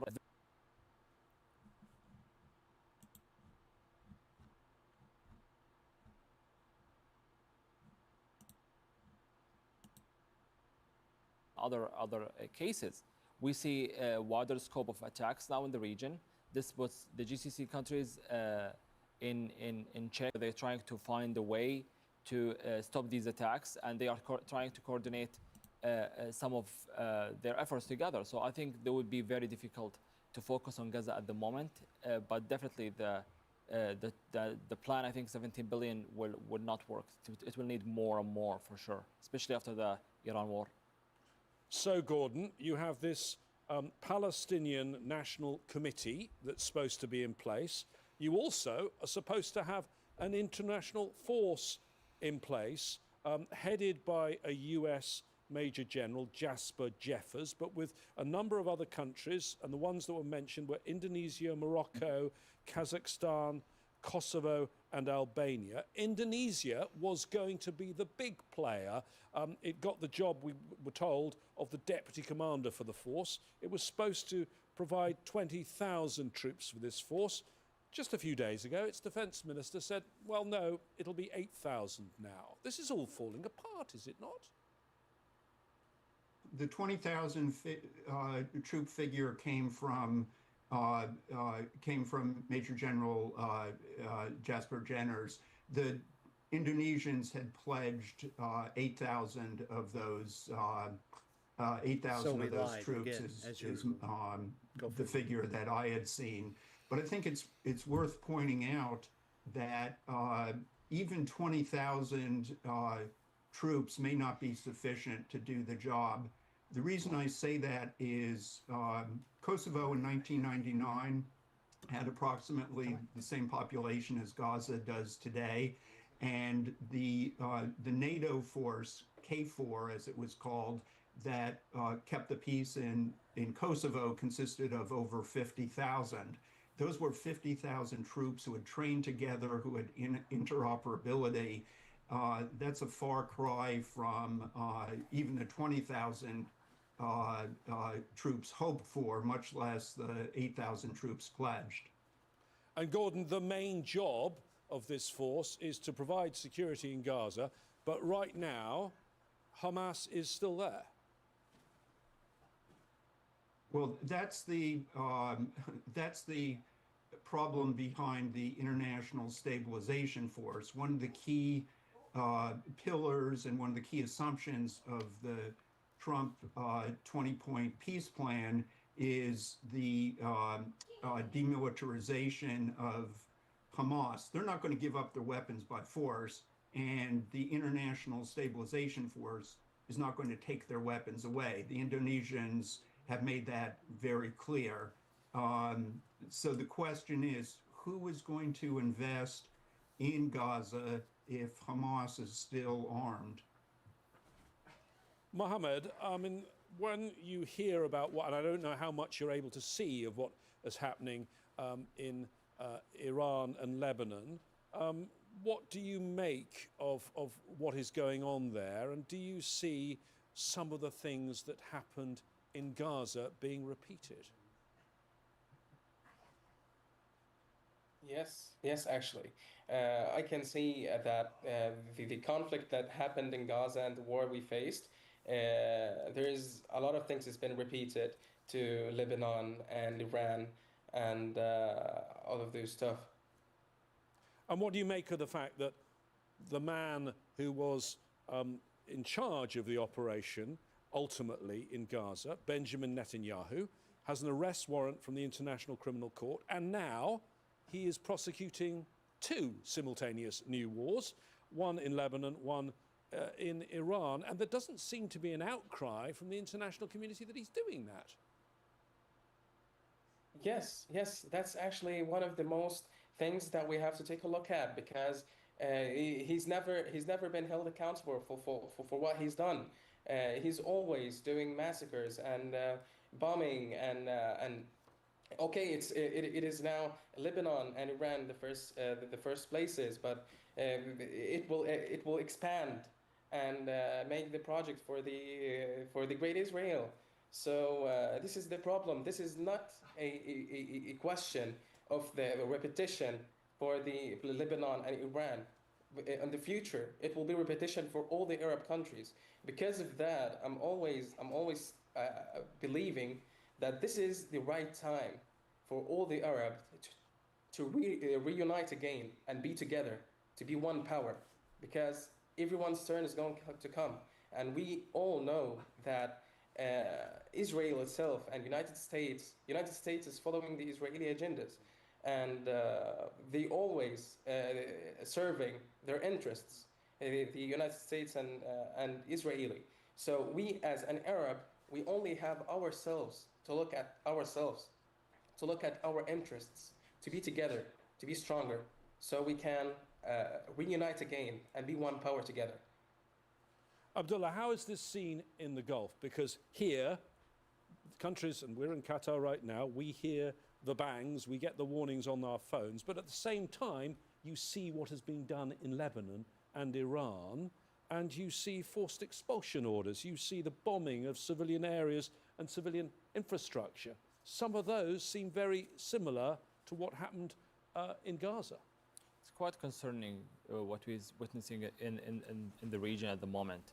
The scope and the scale of destruction in Gaza is outrageous, basically. And now we see more Israeli military operations in Lebanon, and also taking bigger steps to go even to Iran, is actually putting the whole region at risk, especially with the reaction of the Iranians of trying to attack countries that are not part of this world, and countries that actually worked very hard to prevent the war from the beginning. Because what we need in the region, we need more diplomacy and less of escalation and less of military actions.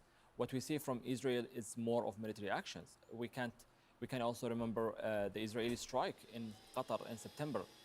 That was using a military strike, using force against negotiating team. And this is what just shows us that since 2023, there was, since October 7th, there was a scale and diversion of Israeli way of dealing with the region and moving more into force than any other option. And this is, I think, resonate with Netanyahu himself. He tries to change the geography in the region. He mentioned that multiple times. He doesn't like Sykes-Picot anymore, so he wants to change the geography and the lines in the region.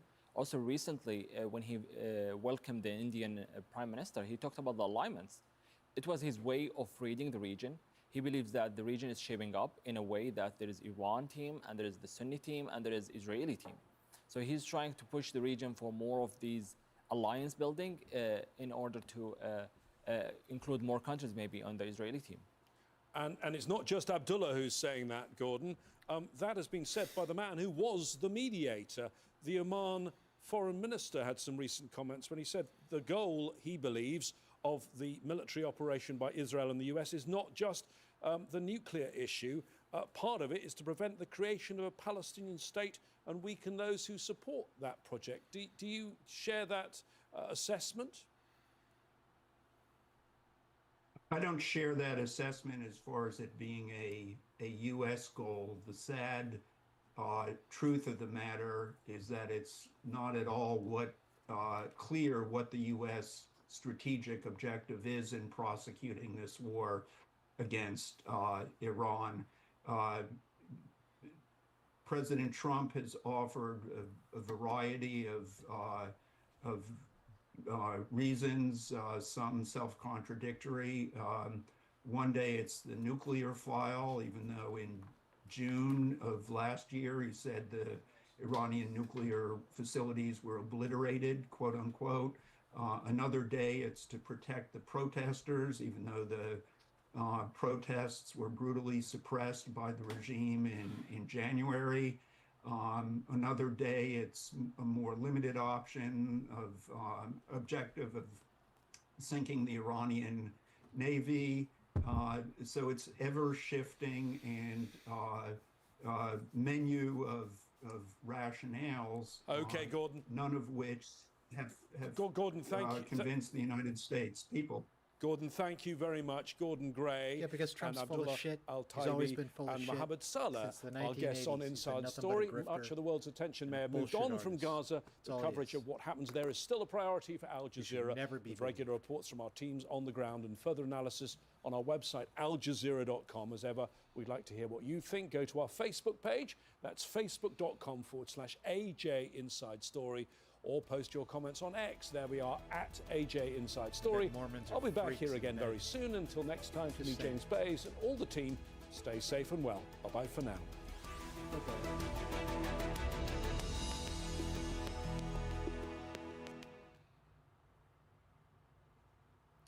You mean the Great White Dope?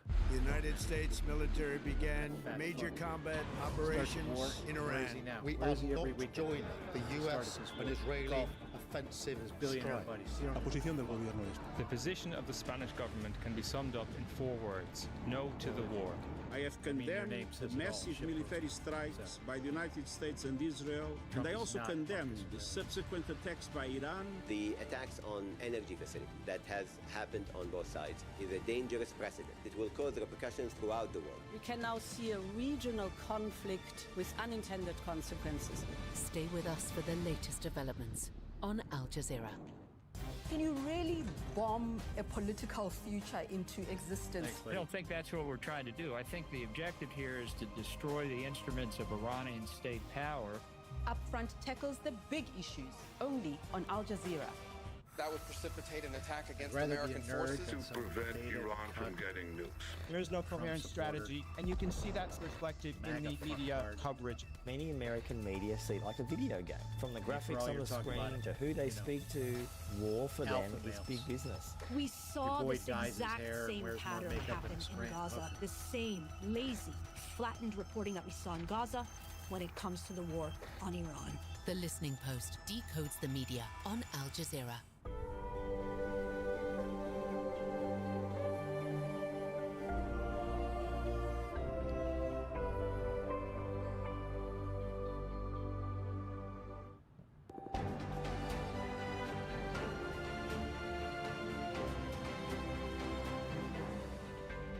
It's GMT. This is Al Jazeera live from Doha. You're watching our live extensive coverage of the war between the US, Israel and Iran. Is the volume on the feed too loud? And it's I'm great being to have serious. you with us.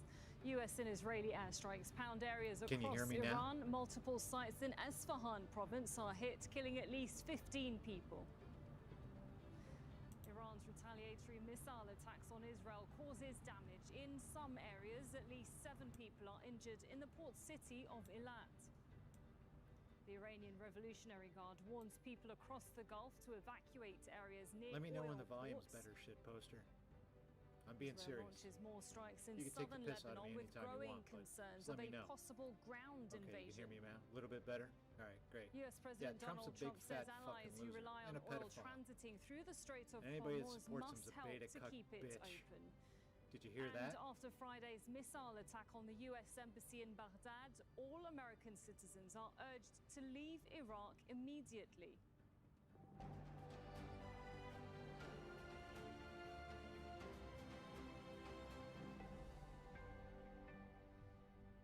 Good. From the global Fuck energy Trump. shock to unprecedented Thanks, attacks on Marcus. Gulf nations, the conflict between the US, Israel, and Iran is showing no signs Prove of what? That he's de-escalation. fat or that The he conflict fucked is kids? only getting wider Well, he's and either a even pedophile deeper, or he's with all pedophile sides adjacent, refusing to back which is down. bad enough. Hundreds He's all have over the been fucking killed Epstein already, files. and What millions they've of released people so far. are already displaced. This Why is he was holding the back scene on in releasing the Iran's rest of them? central Esfahan province, where there's been multiple US and Israeli strikes. One attack Yeah, has killed at nothing least burgers. 15 Okay. factory workers. The Iranian capital, too, came under heavy bombardment. Nearly 1,500 Remember when you people were have been promised no killed new since wars, the US and Israel shitposter. began this war with the assassination of Iran's supreme leader, Ali Khamenei. better and before. take a look at this, because these are some of the latest images coming out of Israel. That's where Iran has once again launched a round of retaliatory strikes.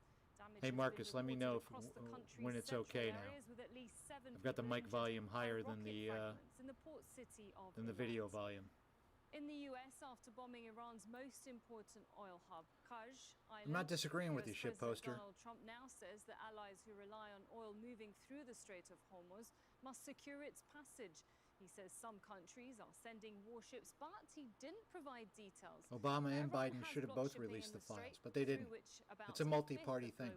I agree. And liquefied natural gas would normally Democrats and transit. Republicans were on that island In Iraq, and in those the US apartments. Embassy is asking all Americans Thank to leave you. the country immediately. Officials warn there is a, quote, significant threat posed by Is the volume on the feed good enough now, Marcus? Groups. The US Embassy compound in Baghdad was hit by missiles earlier on Saturday, and Al Jazeera can confirm the attack destroyed part of that embassy's air defense system. Right, well, we are live in many countries: Erbil, Amman, Beirut, Doha, Washington, D.C. But first, let's head over to Tehran, because that's where Mohammed Val is live for us, our correspondent. Mohammed, what can you tell us about those strikes that we've been seeing across Iran now? Yes, Sarah, the most significant strike during the day was on Isfahan, as you just mentioned. Yes, they are. That targeted a factory that produces refrigerators and heaters. So the Iranians here are talking about a civilian facility where 17 factory workers have been killed and many more were wounded. And that's just Thank you, one of Marcus. many instances today of the bombardment that happened here in Iran, Sirjan, in Kerman, and also Bandar Abbas and Tabriz, aside from Tehran, of course. Tehran always, every single day, takes the most of the strikes. And the Revolutionary Guard are saying that they have downed 3 drones in the skies of Tehran today. So there is no reduction in the amount of bombardment every single day. And today is just one of the same instance like the other days. But on the other hand, the Revolutionary Guard is talking about the 51st wave of the so-called True Promise campaign or operation against the Americans and the Israelis. Quite a number of targets they are mentioned in Israel and also in other countries around the region. And Mohammed, the war has entered a 3rd week now. What is the public sentiment now that you've had a chance to speak to people in Iran across Tehran? Well, Sarah, the public sentiment, what we can see basically is the rallies that happen every single night in the streets of Tehran. So there is this spirit of defiance. And also on Friday, you have seen the Quds Day, that is a day that is celebrated every single year in March. And many people here commenting on how the Iranians did not skip it this year, even though their conditions are very different and they are under bombardment every single hour. So they took to the streets in their millions across the country to celebrate a day that is dedicated to solidarity with the Palestinians. Aside from that, also the Iranians are talking about there is no choice. They describe this war as a war of necessity. In contrast to when it comes to the Americans and the Israelis, it's a war of choice. The Iranians have no other means, they say, but to defy and to fight back. And that's what is being talked about in the street, and also what's being made clear every single day by the different leaders of this country via social media or via statements on TV and so on. So that's the general feeling, even though the civilians are bearing the brunt of this war, and more than 1,400 people have been killed now, and millions have been displaced. So the people are suffering. There's no doubt about it. But also, you don't hear any single voice here in Iran right now talking about any other thing than going ahead and defying and resisting until the end. Okay, Mohammed Val, that's in Tehran. But in the past few hours, Iran has launched multiple missiles targeting Israel. And let's now go to Rory Challenge, who's live for us in Jordan's capital, Amman, for the latest developments coming out of Israel. Rory, tell us about the latest missile attacks and also the significance of some of those areas that are being hit. Iran's targeted most parts of Israel in the last 12 to 24 hours, down in the south, in the central parts and up in the north, the Tel Aviv area, the Jerusalem area as well, even the occupied West Bank. Perhaps the most significant of the attacks was down in the south and the port city of Eilat, a resort city. And there were at least one, possibly two cluster missiles that came into Eilat earlier on Saturday. And the censor initially tried to keep that attack under wraps, and the seriousness of it was downplayed. We understand that there were several injuries, including a 12-year-old boy, and there were at least 10 impact sites around the city. The reason why the censor couldn't keep that information secret for long is that just across the water from Eilat is the Jordanian city of Aqaba. And there were people in Aqaba, including an Al Jazeera Arabic team, who could very well see what was happening in Eilat. They were filming videos and they were posting those videos online. And eventually the Israeli censor had to come clean and say what actually was going on there. And Rory, I'm going to ask you a question that I sort of asked Mohammed Val. I asked him about public sentiment now that 2 weeks of this war has occurred and we're going into the third week. So what are Israeli officials saying now with the timeline in terms of us already being there for 2 weeks? Well, yeah, at the moment they're being very bombastic in public. They're talking about 200 Iranian targets being hit in the last 24 hours, 400 waves of Israeli strikes over the past 2 weeks. We can actually listen to Israel Katz, who's Israel's defense minister, explaining his view of how things are going on. We're entering the decisive phase of the struggle between the regime's attempts to survive while causing increasing suffering to the Iranian people and surrender. Only the Iranian people can put an end to this in a determined struggle until the terrorist regime is overthrown and Iran is saved. But behind all the talk like that, there's something else going on which is potentially more problematic for Israel. And we can get a glimpse into it with something that's been happening today. And that is that an emergency, Israel has just approved, the government has just approved $710 million in emergency classified defense spending. And that's having to be funded by cutting government services, but also partly funded by cutting interest payments. They're not saying what's being bought. The proposal simply states that this is for the replenishment of critical combat inventory and the acquisition of advanced combat means. Now, does this mean that Israel is running short of interceptors? We know that interceptors for air defense are being burned through at a significant rate at the moment. It could be that they are wanting to buy other war equipment, essentially. But we know that there's a sense of urgency here because the government did this in an unusual way. It bypassed normal cabinet procedure. It called up ministers and basically asked them on the phone to approve this measure. And there could be some pretty pointed questions when the Knesset is asked to ratify this within the next 2 weeks. And it suggests that Israel is starting to feel some significant financial strain for fighting a war on two fronts, an expensive war, and that with the Gaza war, which is also extraordinarily expensive, not yet in the rearview mirror. All right, thank you very much. Rory Challens there from Amman in Jordan.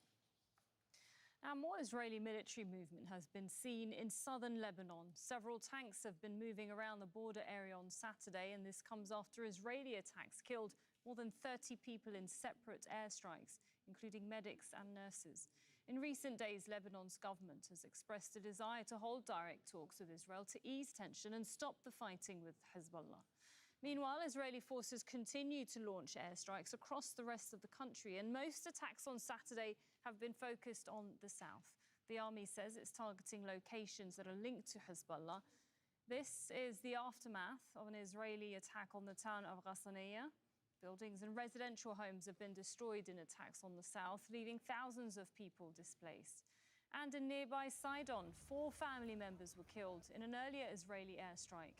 The attack targeted a specific house and caused a fire on the second floor. Israel says the family had connections to Hezbollah, but a relative says no one in the family was with any political Yeah, they don't party. get enough money, Marcus. Heidi Pett They're always is looking live for more. us in Beirut. That's why Trump wants to Heidi, add every day $500 there's billion these to the defense strikes. budget next A lot year. of them have been huge, with huge implications. What's the situation on the ground today?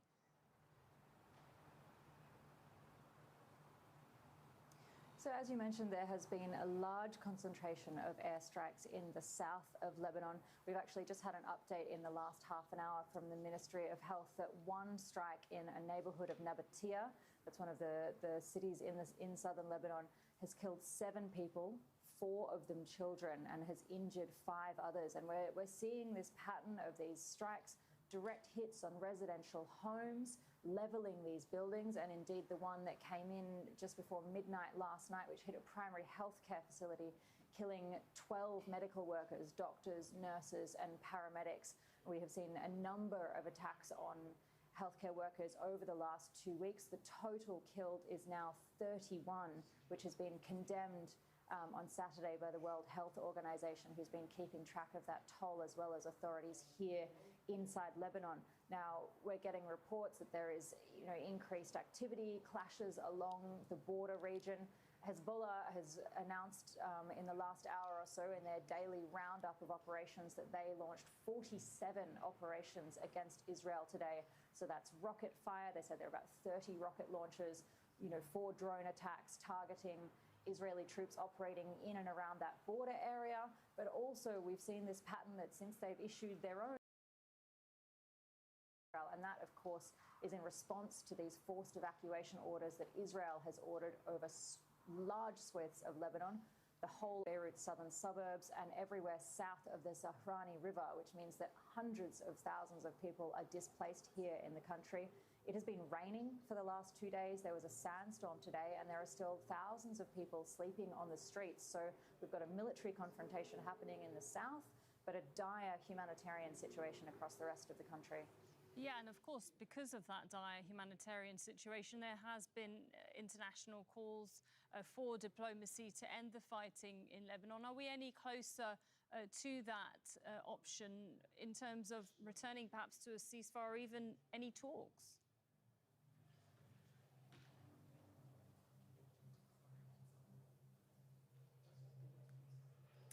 I think we may have lost Heidi, but Heidi, I'm not sure if you can hear me there. Okay, well, we seem to have lost... No, sorry, I can. Oh, okay. I'll repeat my question, Heidi. I was saying that there's growing... You were talking about the humanitarian situation being dire, the fighting certainly in the south. And, of course, all of that has caused growing calls for a ceasefire or diplomacy or even talks. Are we any closer to seeing that?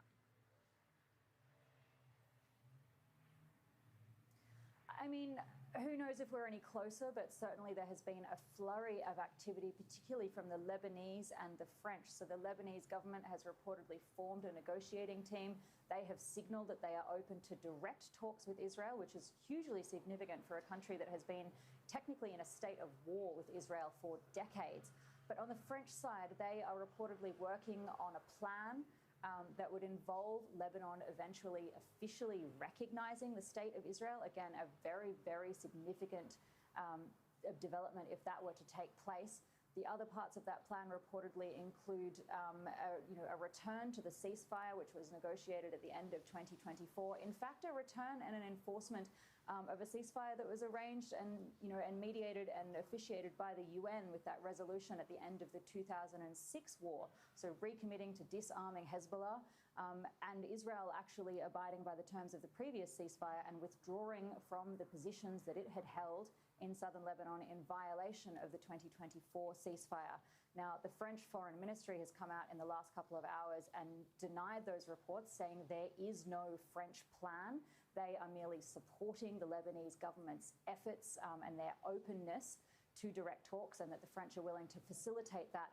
But a source familiar with the French efforts told Al Jazeera that, in fact, the plan does exist, that the hope, however, is that it is not a purely French-led effort, that the US will get on board and that it will become a broader diplomatic effort, which will be key to its success. We don't yet know if the US or indeed Israel is on board. And the other key partner in this, of course, would be Hezbollah. And we have no indication that they are open to talks. In fact, in an address to the nation last night, the Secretary General, Naim Qassem, said that his group did not know the definition of surrender or defeat and recommitted to the idea of a long battle. All right, thank you very much. That's Heidi Pett there for us in Lebanon. Well, operations at an oil refinery in northern Iraq have been suspended after a drone attack. The Lanaz refinery in Erbil was hit by a drone on Saturday, and the attack sparked a fire. Officials from the Ministry of Natural Resources say that work at the refinery has been halted and the extent of the damage is still being assessed. Let's now go to Assad Bey for us in Erbil. Assad, so this attack on a refinery, I mean, Iraq has a number of refineries. What more do we know about this one? Well, this one is in the semi-autonomous region of Kurdistan here in the north Iraq. We understand that the drone strike took place on Saturday evening at the Lanaz refinery. As a result of that, it triggered a fire, and authorities temporarily suspended activities at that refinery whilst they assessed the damage. Now, that refinery is responsible for distribution of oil in this region, and even limited damage would raise concerns about the energy infrastructure here. Now, over the last few days, we have seen an increased number of attacks taking place in the Kurdish region of northern Iraq. Armed groups, Iraqi armed groups, have targeted US bases, interests, a hotel. The United Arab Emirates consulate was also hit on Saturday. But this is significant because it brings into the target list energy infrastructure. And the authorities here are concerned about the security of any oil refineries because the distribution and export of oil is part of the economic backbone of this region. Yeah, of course, as you said, the backbone of this region, it's an oil region. Now, there also is a number of escalating attacks across Iraq, not just on these oil refineries. The embassy, for example, US embassy. Yes, the US embassy compound was hit early on Saturday by a missile, and we understand that part of the air defense system was damaged. But there have been an increased number of attacks, increased frequency of attacks across Iraq. And the United States Embassy has urged its citizens to leave immediately, citing an increased number of drone, missiles, and rocket attacks against US interests and bases. But at the same time, the United States and Israel have also been targeting armed groups, factions under the Popular Mobilization Forces. Now, that's complicated because the PMF, Popular Mobilization Forces, come under the Iraqi military and receive state funding. So politicians in Baghdad are condemning those attacks whilst trying to balance the relationship with Washington.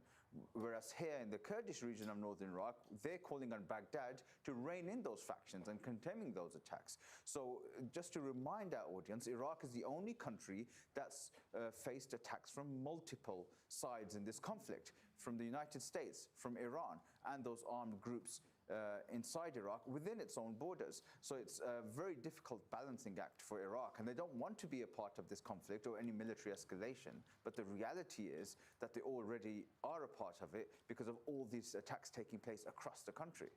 All right, thanks very much, Assad Bey. That's the update there from Iraq. Well, Iran has threatened port areas within the UAE, the United Arab Emirates, labelling them as legitimate targets. It's warned people in the UAE to evacuate locations near Jabal Ali port, that's in Dubai, Khalifa port in Abu Dhabi, and Fujairah port. And that's also where earlier smoke was seen rising after a drone attack. It's one of the largest oil facilities in the whole of the Middle East.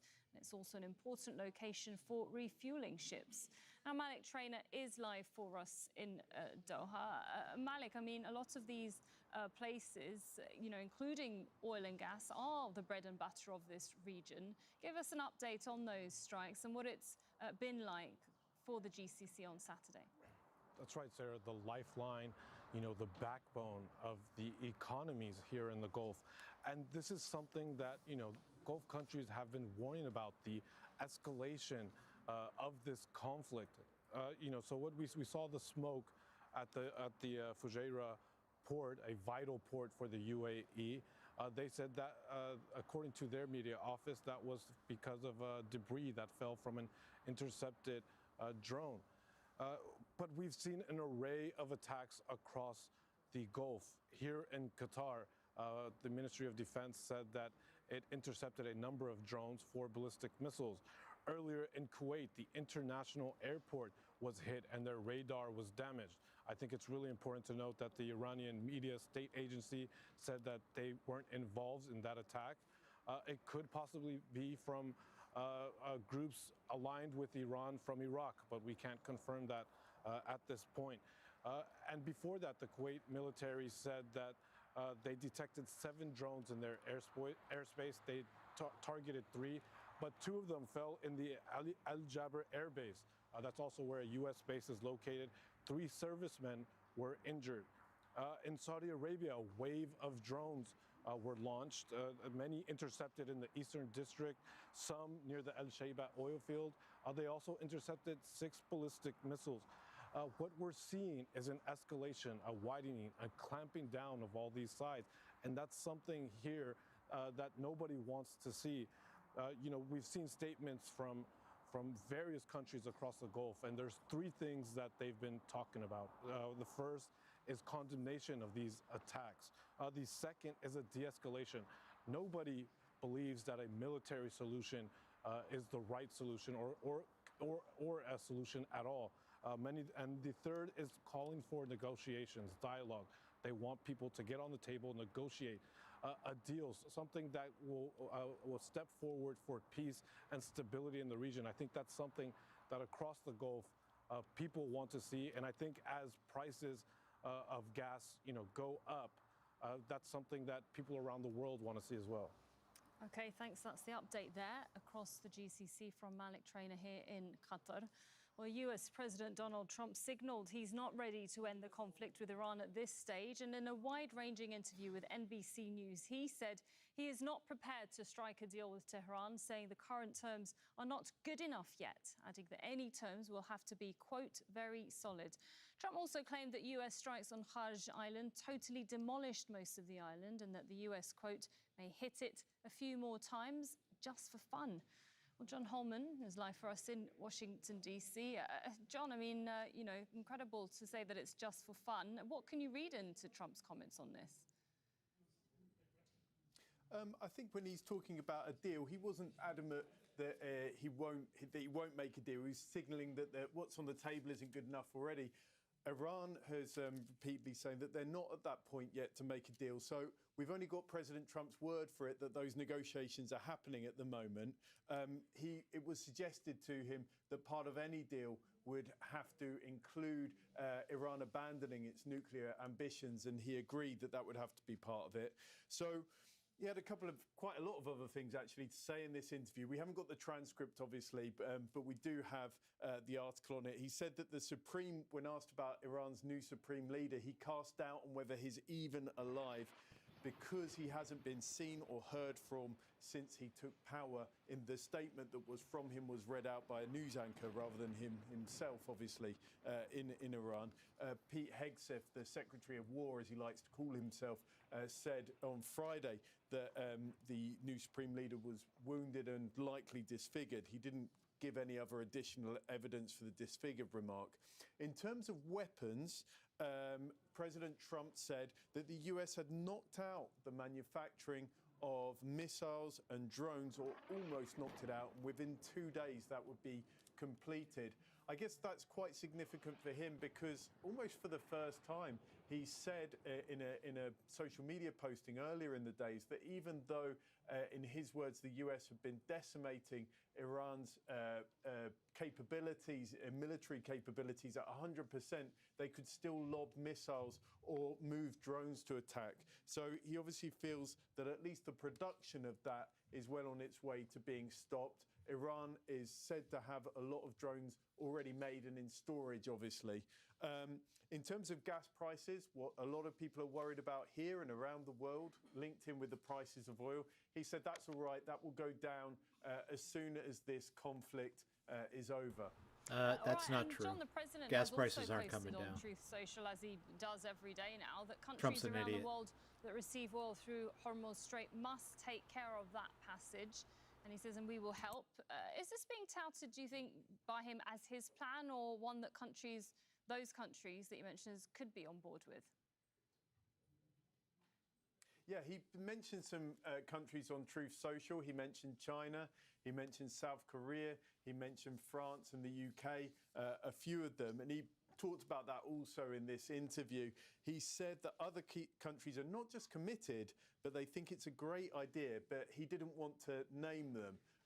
So nothing official yet on exactly who's going to make up this force. What we do know so he's got to far make is up names of countries first that are going to do this. 10 ships towards this area and has said potentially that some of them could be used to escort tankers.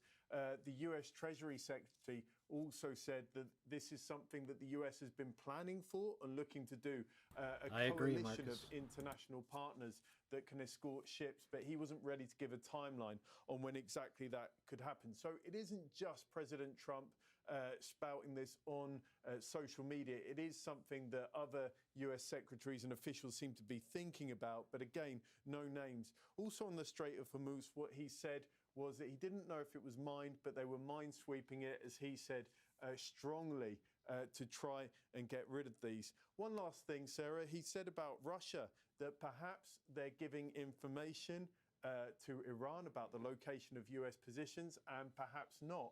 But he said, rationalizing it, I suppose, well, we're doing the same to, we're giving Ukraine a bit of information about Russian positions. Almost suggesting, well, that seems fair enough that Russia would do the same. He said he was still thought that President Putin was still more willing to make a deal over Ukraine than President Zelensky of Ukraine. So there we have it. Quite a wide-ranging interview, but I think those are the main topics. Definitely a lot covered. Of course, we'll have to remain to be seen what happens to the Strait of Hormuz there. Thanks very much, John Holman, with the latest from the US in Washington, D.C. Now, if you're just joining us, here is a quick update of the major developments of the war between the US, Israel and Iran, the ones that we're tracking this hour. US and Israeli strikes pounded central Iran's Isfahan province on Saturday. One attack has killed at least 15 factory workers and wounded several more, and the Iranian capital also came under heavy bombardment. Iran has once again responded with strikes against Israel and countries that host US assets in the region. At least 7 people were injured by rocket fragments in the Israeli port city of Eilat. Air raid sirens have been sounding across the country for days now. US President Donald Trump says allies who rely on oil passing through the Strait of Hormuz must help secure it.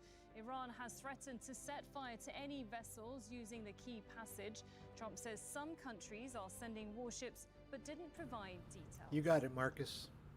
We're just cogs in the machine, man. The Strait of Hormuz remains mostly closed easily to replaceable. shipping, They don't give a fuck about us. Dismissing concerns about the rising costs. US Defense Secretary Pete Hegseth says Iran is blocking vital oil and gas shipments out of what he calls desperation.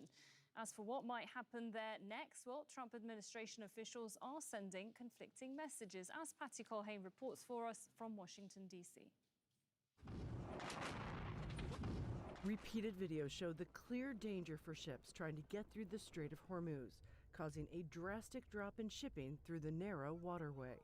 Iran says it will stay closed until the war ends, a perceived strength the Pentagon is trying to portray differently. And as the world is seeing, they are exercising sheer desperation in the Straits of Hormuz. Whiskey Pete, at it again. We're dealing with? Blah, blah, blah. Don't need to worry about it. But the world is worrying about it, as the price of gas He's a climbs cuck-ass higher, beta with bitch, consumer goods expected to be more costly soon, putting the defense secretary on the defensive. Reports that the Trump administration underestimated the Iran war's impact on the Strait of Hormuz. Patently ridiculous, of course. For decades, Iran has threatened shipping in the Strait of Hormuz. This is always what they do, hold the strait hostage. Still, the Iranians Weekend were able Fox to do host right just there, that. folks. Still are. As for Perfect. deploying military escort ships, different stories from different members of the cabinet. Hire a The clown, Energy get a Secretary circus. saying it could happen by the end of the month. It can't happen now. We're simply not ready. All of our military assets right now are focused on destroying Iran's offensive capabilities. The Treasury Secretary also downplaying the issue. That was always in our planning, that there's the chance that U.S. Navy or perhaps an international coalition will be escorting oil tankers through.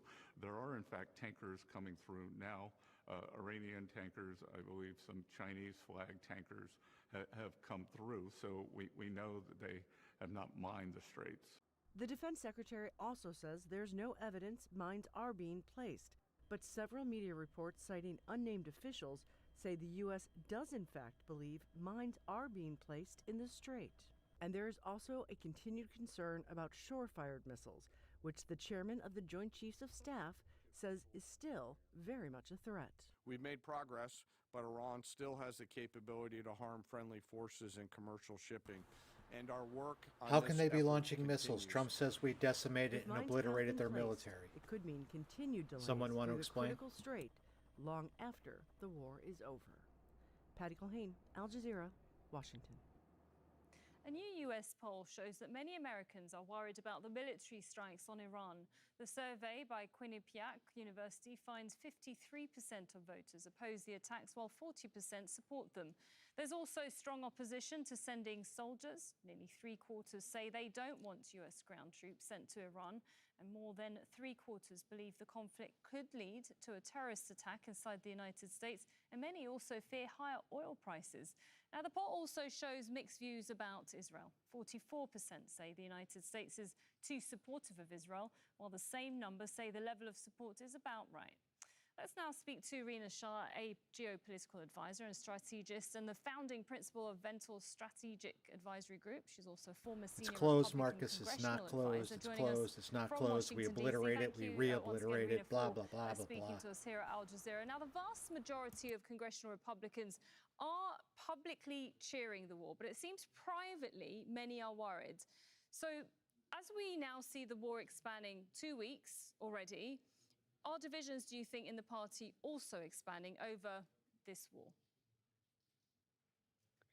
Well, it's nice to be with you. And I want to say that I've been in Republican rooms for years. And so from that end, I can tell you, I've watched administrations build coalitions and I've watched them also crack.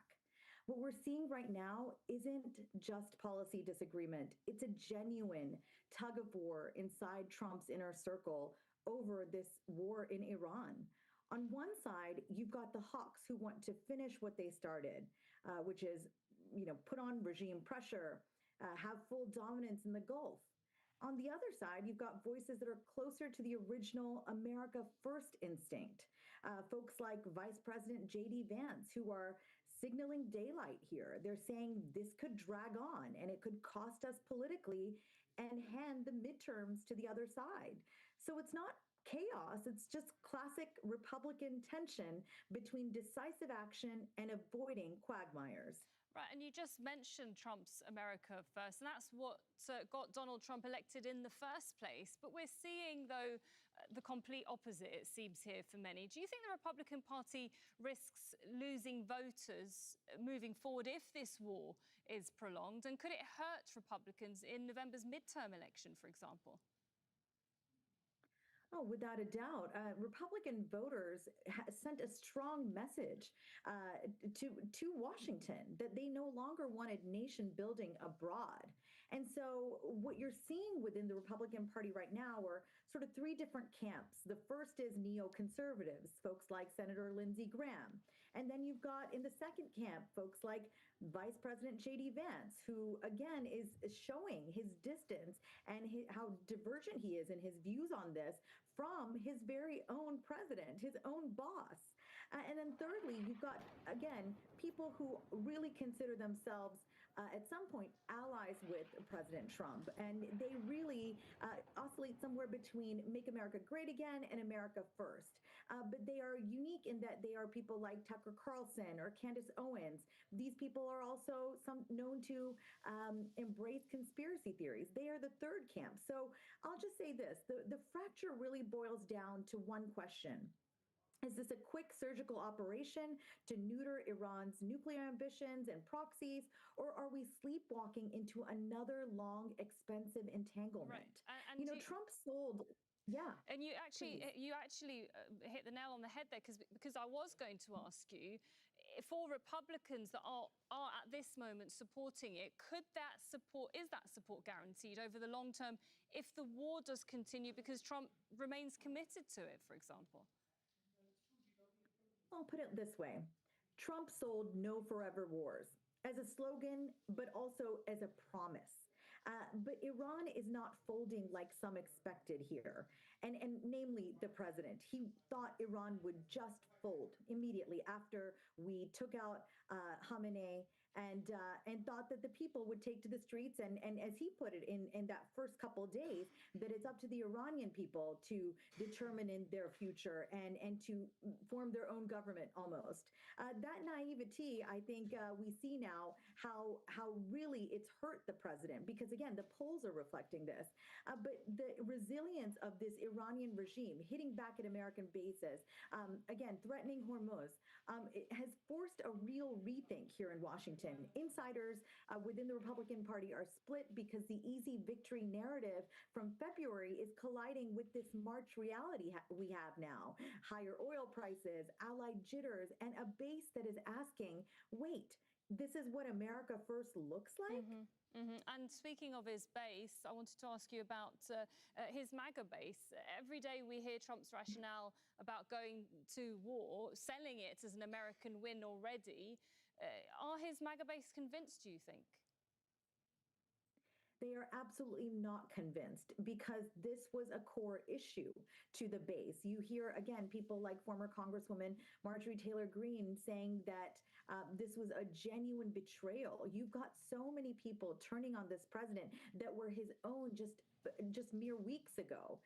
This was too important, I think, to try to handle the way that the president is currently handling this. And within the White House, you've got whispers saying that once we get past the 2-week mark, we enter into very uncertain territory. We've heard out of the president's own mouth that 4 to 5 weeks is really where he wants to keep it. Well, it's the experts who are saying this could drag on into September. I think that turns into political suicide for everybody with an R next to their name, because from a geopolitical lens, this is not isolated. You've got Ukraine still frozen, Gaza's phase 2 peace plan stalled, and now Iran as the main theater. So the inner circle divide also really mirrors the bigger questions. Do we double down on Middle East primacy, or do we pivot hard to China and the hemisphere, like some original Trump doctrine folks want?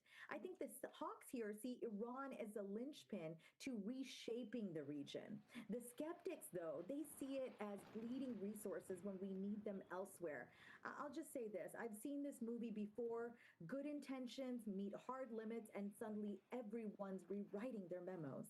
Right, and I wanted to actually, talking about regional support, I'm curious to know how much are Republicans on the same page when it comes to the war objectives as to why this war really started in the first place? Is it a US war? Is it an Israeli war? Because the Israeli lobby is very strong. How much influence is the Israeli lobby having within the Republican Party in terms of their perception, not just the Israeli narrative here or the lobbying, but also Christian evangelicals as well?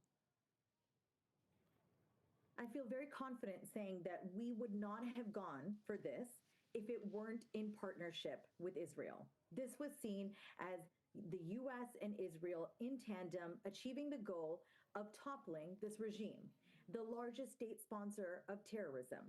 And so that Bibi is in charge. Acceptance of that goal was quite unified in the first, I would say, 48 hours. Once we got to the 72-hour mark, and now where we sit, entering week 3, we will see American attitudes shift really almost severely the minute we have more American men and women in uniform helping out in the Strait of Hormuz, or by somebody's call, and I won't even say that this would be the president's, enter into the theater, which is, again, we've been handling by air and cyber for now. But like many Americans feel very strongly, and I myself include myself in this, is that we really do not need to risk entering another theater, because the minute we do that, it becomes almost impossible to get out. And so I will just leave you with this feeling that, Washington is certainly very frazzled right now. It is not fearful. Another but forever war brought to you by Republicans.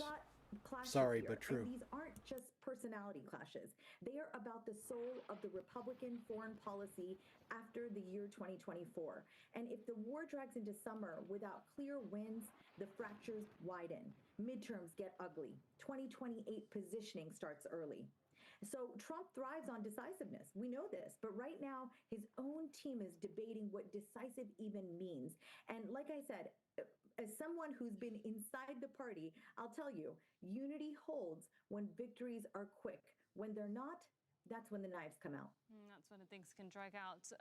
Rina Shah, it's really good to hear your thoughts. And I'm sure in the next coming days and weeks, we'll be coming back to you just to find out where the Republican Party is in all of this. Thanks very much. So the administration is trying to define decisive. Iran's closure of the Strait of Hormuz has That's where we're hundreds of commercial vessels with their crews trapped on board, and the waterway is a crucial route for oil and gas from Gulf nations. Now, the conflict is disrupting maritime transportation while also creating opportunities for ship owners, and it all comes at a cost. John Soropoulos reports for us from the port of Piraeus in Greece, where much of the world's shipping is managed.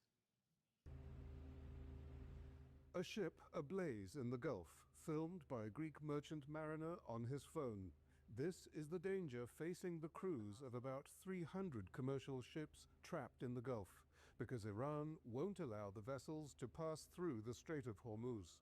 There are also reports the crucial waterway is mined. We spoke to a Greek officer on board a tanker that loaded crude oil in Iraq before the war broke out. It's now been forced to wait. For security reasons, we've withheld his real name and location. Κάθε μέρα ακούμε εκρήξεις, δηλαδή εγώ το πρωί 4 ώρα το πρωί άκουσα τουλάχιστον 10 εκρήξεις. Είδαμε τουλάχιστον 2 πυράβλους, βλέπουμε εκρήξεις, βλέπουμε μαχητικά, πυράβλους, φωτιές. Είμαστε 24 άτομα, κλεισμένοι σε ένα καράβι και δεν μπορούμε να βγούμε ούτε στο κατάστρωμα. Δηλαδή ουσιαστικά είμαστε σε έναν εσωτερικό χώρο και καταβάλουμε προσπάθειες για να απασχολούμε με κάτι το μυαλό μας. Γιατί αν κάτσουμε να καταλάβουμε, να συνειδητοποιήσουμε... I believe it, Marcus. Trump's going to do it, man. He's going to put all these troops on the ground. The crew has food and water, but if the conflict drags on, they will run out, and there are few tugboats big enough to resupply them in the open sea. Idiocracy the indeed. off of oil supplies raises Great the risk movie. of economic hardship worldwide. Biography. The vast majority of traded goods, 90%, is transported by ship, Documentary, making maritime transport crucial to the global economy. If ships cannot move freely and safely, then consumer prices and energy prices increase all around the world. The Greek-owned fleet transports I agree, a fifth Matthew. of all the world's trade by sea, and almost a third of the world's crude oil, making Piraeus the beating heart of the shipping industry.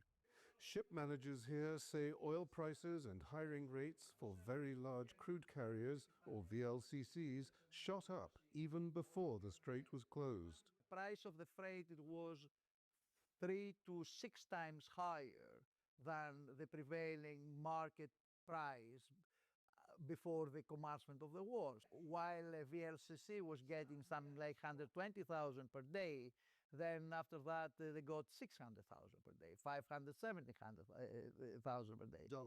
Dollars. That kind of profit drives a demand for crews to take risks. Some companies send their crews into war zones for up to 5 times the salary. Some don't agree, and we advise them not to. Some companies ask their crews to sign a statement. We call it a death paper, saying they are aware of the dangers and are going in willingly. How willing they are is an open question. Some say no, but they're easily replaced. In a world of supply and demand, seafarers are putting a price on their lives. John Tsaropoulos, Al Jazeera, Piraeus, Greece.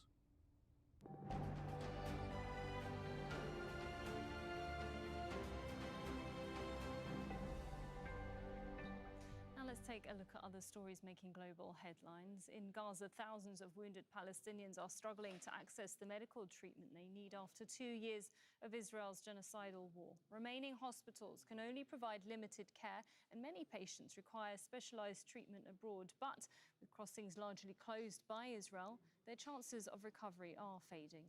Hani Mahmoud reports from Gaza City. At the age of 12, Hamdi is learning how to walk again.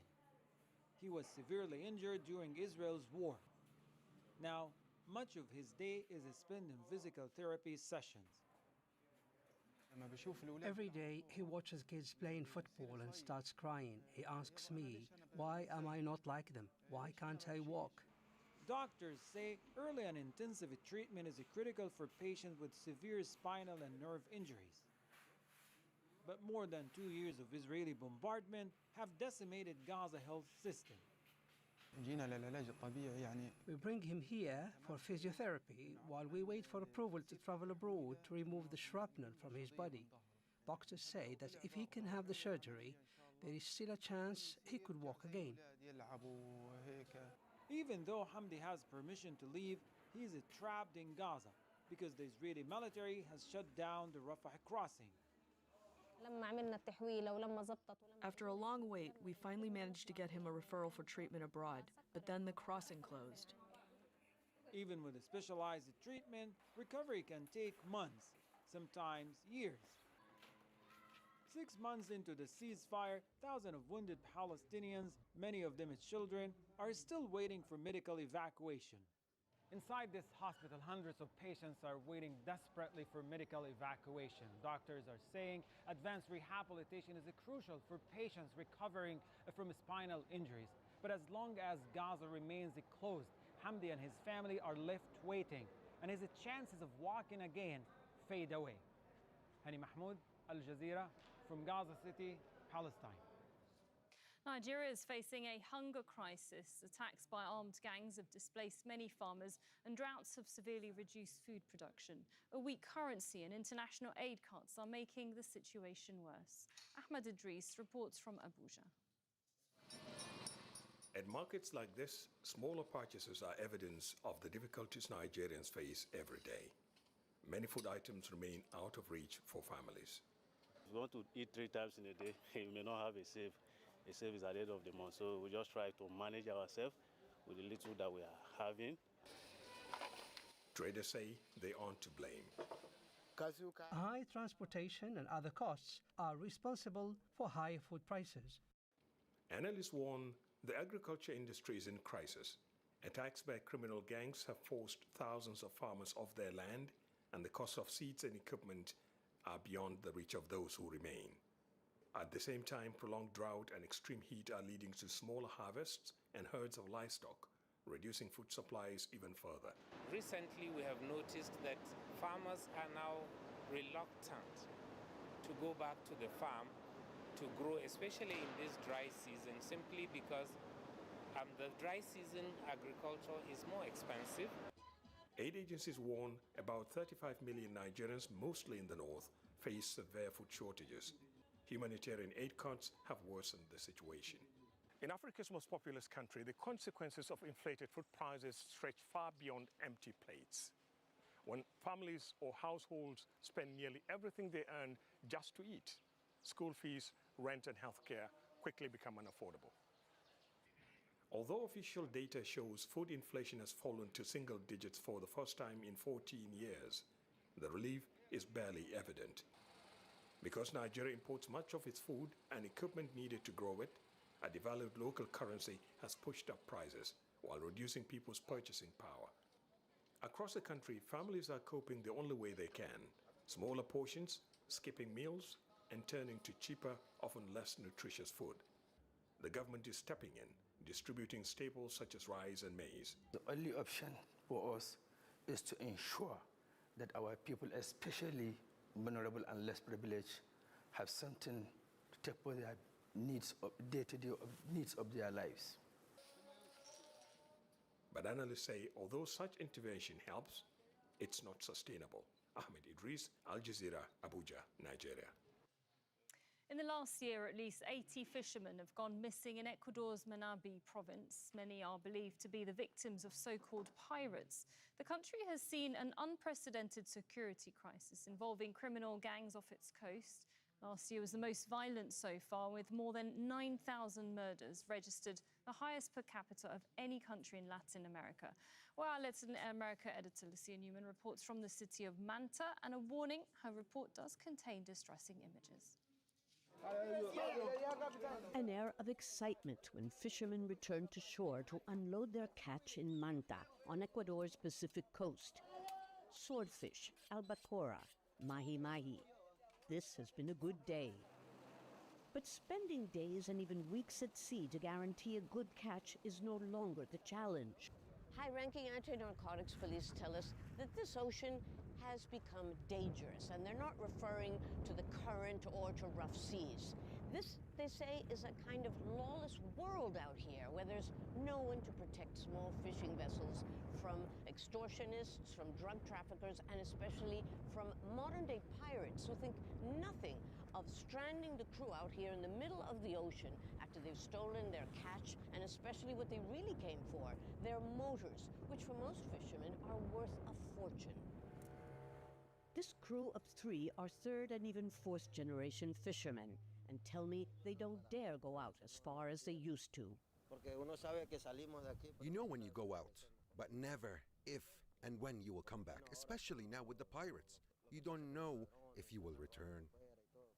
Is it worth it? I don't think so anymore, but it's the only work that the majority of us know.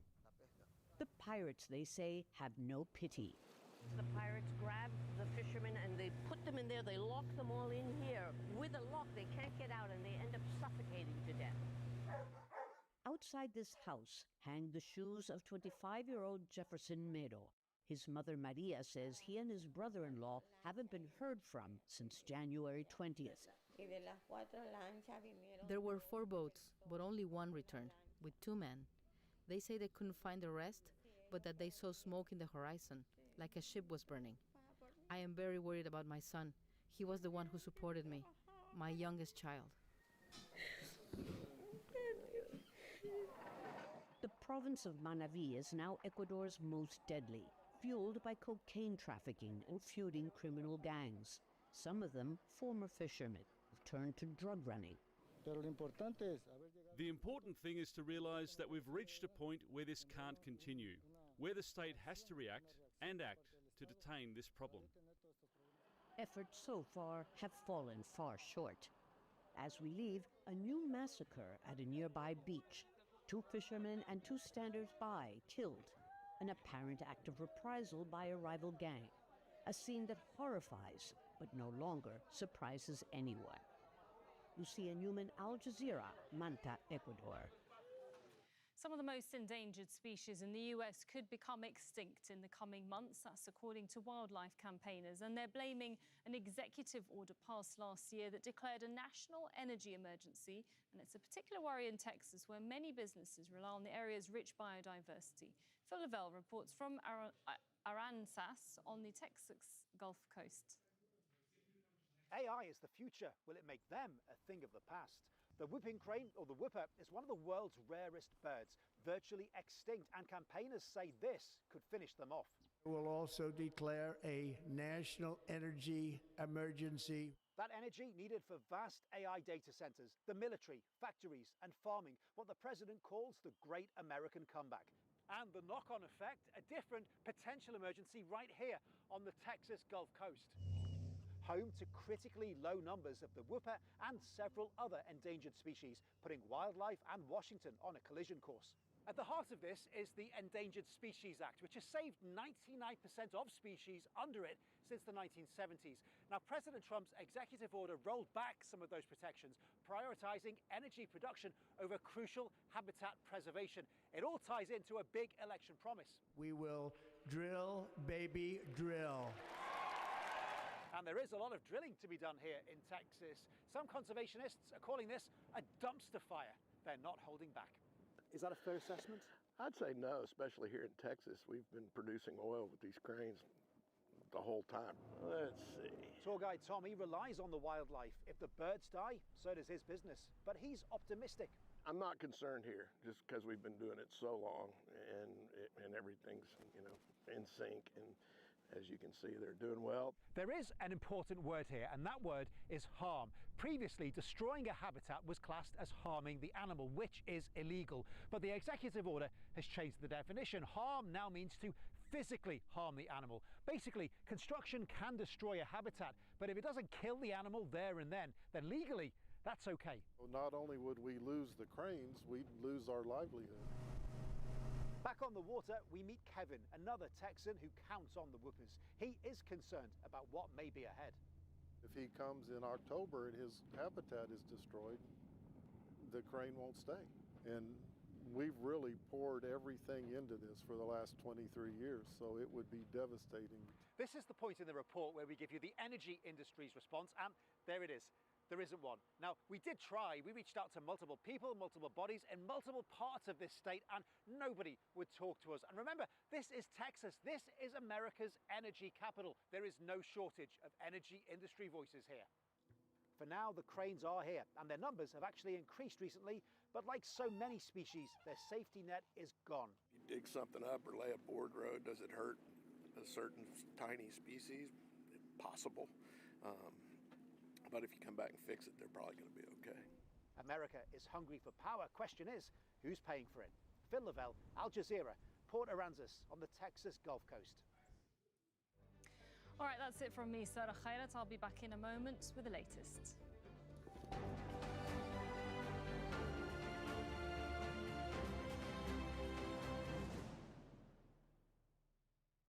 The latest news as it breaks. The situation looks to be far from de-escalation as the continuous exchange of fire remains the reality on the ground. With detailed coverage. As U.S. casualties mount from the growing conflict with Iran, 3/4 of Americans say that the country should be cautious of regime change wars. From around the world. Evacuation orders were issued for this town, but it was just a few minutes after that 10 Israeli strikes targeted the town.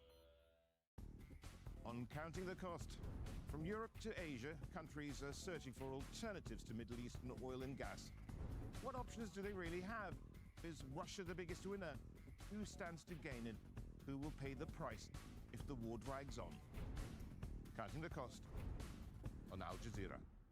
That would precipitate an attack against American forces. To prevent Iran from getting nukes.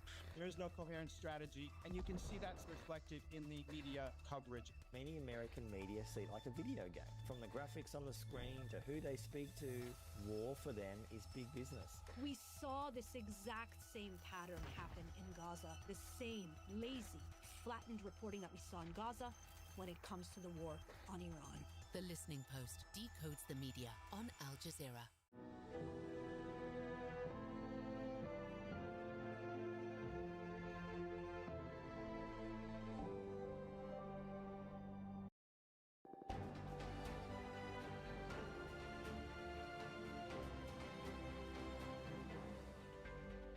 It's 01 GMT, and this is Al Jazeera live from Doha. You're watching our extensive live coverage of the war between the US, Israel and Iran.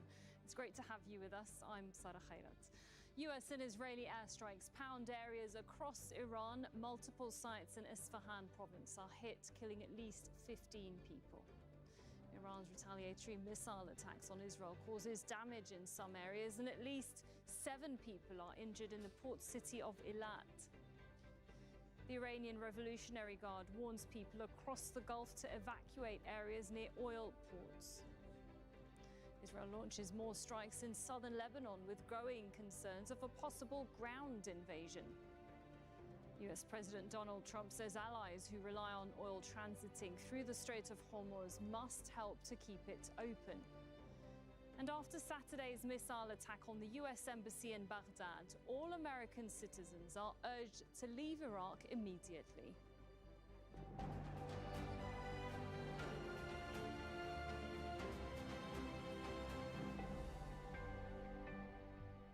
It's a war with impacts being felt around the world. Just over 2 weeks ago, the US and Israel attacked Iran and killed Supreme Leader Ali Khamenei. It was the start of a regional conflict that's continued to ramp up in scale and even severity. Airstrikes have killed hundreds of people, and they've also displaced millions more. Gulf nations have come under unprecedented attack, and global energy markets face an even greater uncertainty. These are scenes from Iran's central Esfahan province. The US and Israel launched a wave of attacks there on Saturday. One strike hit a factory, killing at least 15 workers. The Iranian capital has also been bombed. Nearly 1,500 people have been killed in Iran since the war began. And in Israel, a number of communities have come under attack as Iran launches another wave of retaliatory strikes. What you're seeing on your screen are some of the latest images from central Israel and also West Jerusalem. Missiles and falling debris from interceptions have caused fires and damaged infrastructure. In the US, after bombing Iran's most important oil hub, Kharj Island, US President Donald Trump now says that allies who rely on oil moving through the Strait of Hormuz must secure its passage. He says some countries are sending warships, but didn't provide much detail there. Now, Iran has blocked shipping in the strait, through which about a fifth of global crude oil and liquefied natural gas would normally transit. And in Iraq, the US Embassy is asking all Americans to leave the country immediately. Officials warn there is a, quote, significant threat posed by Iran-aligned terrorist militia groups. The US Embassy compound in Baghdad was hit by missiles earlier on Saturday, and Al Jazeera can confirm the attack did destroy part of the embassy's air defense systems. Right, well, we are live in multiple locations in Erbil, Amman, Beirut, Doha here in Qatar, and also Washington, D.C. But let's now go straight to Tehran, Iran's capital, to speak to Mohammad Val, our reporter there. Mohammad, several strikes, of course, across Iran. What can you tell us in terms of the scale of them, or what's even been targeted today? Well, Sarah, several cities have been hit today, as like every day. But the most outstanding among them was that the one you mentioned in Isfahan, where 15 factory workers were killed. According to Reuters news agency and also according to local news agencies very close to the government, it's a civilian infrastructure, and also those workers are not the only ones hurt. There are many who were injured. And the factory produces refrigerators and heaters. So it's clearly a civilian facility, but we know also that Isfahan has been at the center of this campaign almost every single day from the beginning of this campaign. Isfahan was hit. Isfahan is very important. It's not only at the middle of the country, but also it is full of factories and facilities, both military and civilian. And it also hosts some of the most important nuclear sites of Iran. Other cities like Sirjan in Kerman province, Bandar Abbas, and also Tehran and Tabriz. Tehran got most of the bombardment during the day and also the night before. We have seen that during the night, where some of the strikes happened very close to where we are here, our office. But also during the day, the Revolutionary Guard talked about drones in the sky, and they have been able to shoot down 3 of them at least. So it's a continuous situation, and there is no reduction in the amount of bombardment across the country since the beginning of the war. Today is just another day in that regard. Yeah, just another day, but it is entering the 3rd week, of course. We know the Iranian Revolutionary Guard and all of those in charge, certainly the new supreme leader, are sending always a message of defiance that they're through this, they will continue with this no matter how long this war takes. But what about the Iranian public? Where are they now into this war?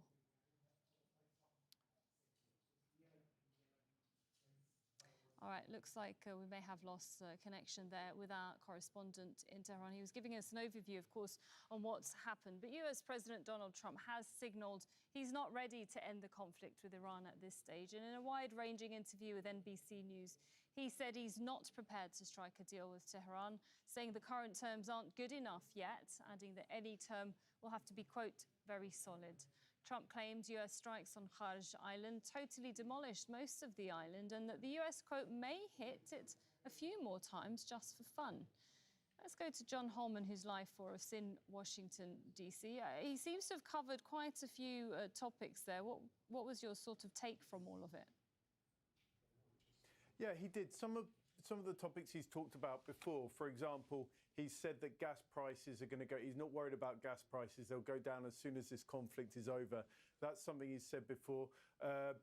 One of the lines from the interview talking about this deal that he said that the Iranians have reached out for him, but the terms aren't good enough yet. He's said that a couple of times actually in the past at different points, that he's been offered a deal. The Iranian government has never really stood that one up and said that they've been actually negotiating with him. And as we've been talking about in this program, it seems that both sides are still hitting each other, trying to get some sort of advantage. So that's just President Trump's word for that he's been reached out to on that. He did say that any deal would have to mean Iran abandoning its nuclear ambitions. He talked about the new supreme leader. He said that he didn't know if he was alive or not, basing that on the fact that the new supreme leader in Iran hasn't been seen or heard since he took up that post. And even when he put out the statement, he wasn't reading it himself. Interesting what he said on weapons. He said that the US has knocked out their manufacturing, Iran's manufacturing of missiles and drones. Within 2 days, it will be decimated. That's interesting because he's been connecting that to the Strait of Hormuz and saying, well, we've more or less knocked out their navy, but that can't stop them from projecting missiles, from using drones to get to us. So I guess that's one of the key aims now for the United States, to really go after that manufacturing of those things that are still able to harm them, particularly in that strait. And John, the president has also posted on Truth Social that countries around the world, he said, that receive oil through the strait must take care of that passage. And he says that they will help, as in the US. Any more clarity on what the plan is there? Because it's still not really clear, is it, whether that's his plan or whether these other countries that he's mentioned are even on board or even part of this plan. Yeah, in the interview, he said these countries, whoever they are not just committed to it, but they think it's a great idea. But he didn't actually name who the countries might be. What we do know so far is that France said a few days ago that it was going to send at least 10 ships to that area, and that potentially some of them could be involved in escorting ships through the Strait of Hormuz. But even the United States at this moment hasn't committed to military escorting ships through the Strait of Hormuz itself. The Energy Secretary for the US has suggested it could happen near the end of March, and the Treasury Secretary has said that it could happen at some point. He has well said, and this was talking yesterday in an interview that he gave, that this could be a plan with other countries. So that it isn't just President Trump talking about this. It is officials in his administration that are speaking about doing this with other international partners. So presumably they're at least reaching out to other countries. Was interesting, one of the countries that President Trump mentioned was China. A lot of the oil that comes through the Strait of Hormuz does go to China, as being one of the countries that might want to get involved in escorting ships. But then his Treasury Secretary came out yesterday and said, actually, we know that Chinese flags, or we think that Chinese flag ships are actually getting through the Strait of Hormuz at the moment. So it's not clear why China in particular would do that. Other countries that he's mentioned is France, the United Kingdom, South Korea, among other ones. So it's another interview for President Trump. He does like to give these to US media every day. Occasionally what he said on one day differs quite substantially from what he's given another day. But that's sort of the latest update on the situation from him. Thanks very much. So that's the update, at least from what's been going on in the US. John Holman there. Let's now go back to Mohammed Val in Tehran. We've established a better connection there, Mohammed. As I was saying earlier, the war has entered its third week. We know right, Kathy. Where the leadership, everything you said is Iranian 100% leadership true. stands when it comes to this war. A very defiant message, certainly in the last few days. Now, what about public sentiment? Where is the public in all of this? Well, that's a very good question, Sarah, because the public, we know about the situation regarding the internet here and the communications, social media, and so on. There is a blackout to the level of about 90%. Many people don't have access to social media. And also, Protests in the streets, of course, are banned if they are against the government. We see protests every single night, or not protests. We see rallies supporting the government. But people talking to each other are not really talking a lot about any kind of opposition to what's going on now, particularly the policies of the government. What we see is support across the board for the government in the streets and elsewhere. The politicians talking about a moment of national unity and solidarity. There is no time for dissent at this particular moment. There are instructions to people to keep an eye on any kind of a behavior that might seem suspicious. Every now and then we hear about the arrest of some individuals who are suspected of having ties with the enemy and so on. So that's the general atmosphere. But also at the same time in Iran, we know that at this particular moment, at a moment like this, people tend to be nationalistic, and you don't hear people really saying the same kind of talk, doing the same type of behavior in normal times. We have seen in January the massive protests against the government. So no one has tried to do any of that at this particular moment. So it's understood that the Iranians at this moment are tuned to the war and what's going on against their country, and it's not a time where they should really focus on their internal divisions. All right, thank you very much. Mohammed Val giving us an overview there of public sentiment in Iran. Now, in the past few hours, Iran has also launched multiple missiles targeting Israel. And for more on this, let's speak to Rory Challens, who's live for us in Jordan's capital, Amman. Rory, multiple Iranian attacks, as we were saying there, including reports of shrapnel causing fires in several areas. That's including central Israel. Can you give us an overview of what's happened and the significance of the locations, but also whether the Israeli defense system is failing perhaps where it didn't before? The most recent Iranian missiles seem to have caused damage across parts of central Israel. We're hearing of interception debris damage falling down in Bnei Barak and fires in Lod and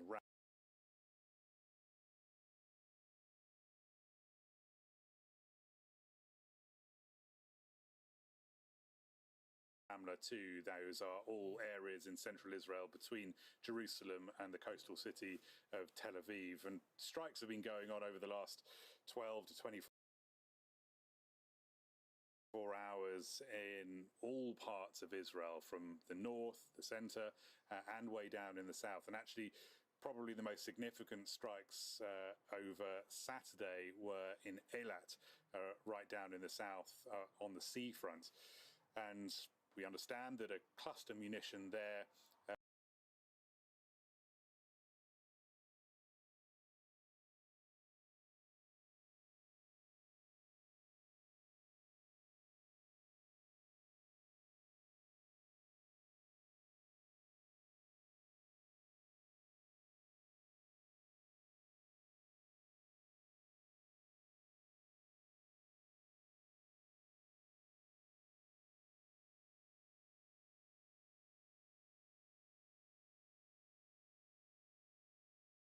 defense systems, and they are using interceptors at an accelerated rate at the moment, but still things are getting through. The sensor does keep a lid, as I said, on exactly what damage has been done, particularly if that damage is militarily sensitive. And what are Israeli officials saying about the war so far? I mean, it's 2 weeks in already. They're bullish, and they are talking about how in the last 24 hours there have been 200 strikes on Israeli targets over the last 2 weeks. There have been 400 waves of airstrikes against Iran. We can listen to Israel Katz now, who's the defense minister, talking about what is going on from the government's perspective in this war and where they are next. We're entering the decisive phase of the struggle between the regime's attempts to survive while causing increasing suffering to the Iranian people and surrender. Only the Iranian people can put an end to this in a determined struggle until the terrorist regime is overthrown and Iran is saved. But behind that, there is perhaps not a particularly good thing that's happening for Israel in the finance side of things. So the Israeli government has just announced, or it's just been revealed, that they have basically put out $710 million dollars, in emergency classified defense spending. And they're funding that by cutting some government spending, and they're also funding that by cutting interest payments. Now, we don't know exactly what this is being spent on. That is classified. But the proposal says that, I'll read it to you here, it's a replenishment of critical combat inventory. As I was just saying, Israel is burning through air defense interceptors at an accelerated rate. So it could be that is the crucial thing that the Israeli government is having to spend money on urgently. Could be other war spending as well. But we know this is a pressing concern because the government has done this in an unusual way. That the government basically called up government ministers to say to them, can you approve this, please? There will be some pointed questions when the Knesset meets to ratify this within the next 2 weeks. But it does suggest pressure on the Israeli government spending. All right, thanks very much, Rory Challens there on the latest developments coming out of Israel. Well, more Israeli military movement has been seen in southern Lebanon. Several tanks have been moving around the border area. That's on Saturday, and this comes after Israeli attacks killed more than 30 people in separate airstrikes, including medics and nurses. In recent days, Lebanon's government has expressed a desire to hold direct talks with Israel to ease tension and stop the fighting with Hezbollah. Meanwhile, Israeli forces continue to launch airstrikes across the rest of the country, and most attacks on Saturday have been focused on the south. The army says it's targeting locations that are linked to Hezbollah. This is the aftermath of an Israeli attack on the town of Ras Sanaya. Buildings and residential homes have been destroyed in attacks on the south, leaving thousands of people displaced. In nearby Sidon, 4 family members were killed in an early Israeli airstrike. The attack targeted a specific house and caused a fire on the second floor. Israel says the family had connections to Hezbollah, but a relative denies anyone in the family had any association with political parties. Now, Heidi Pett is live for us in Beirut. So we're seeing there obviously a lot of focus there in the south. That borders with Israel, of course, and that's where Hezbollah most of the time has been targeting Israel.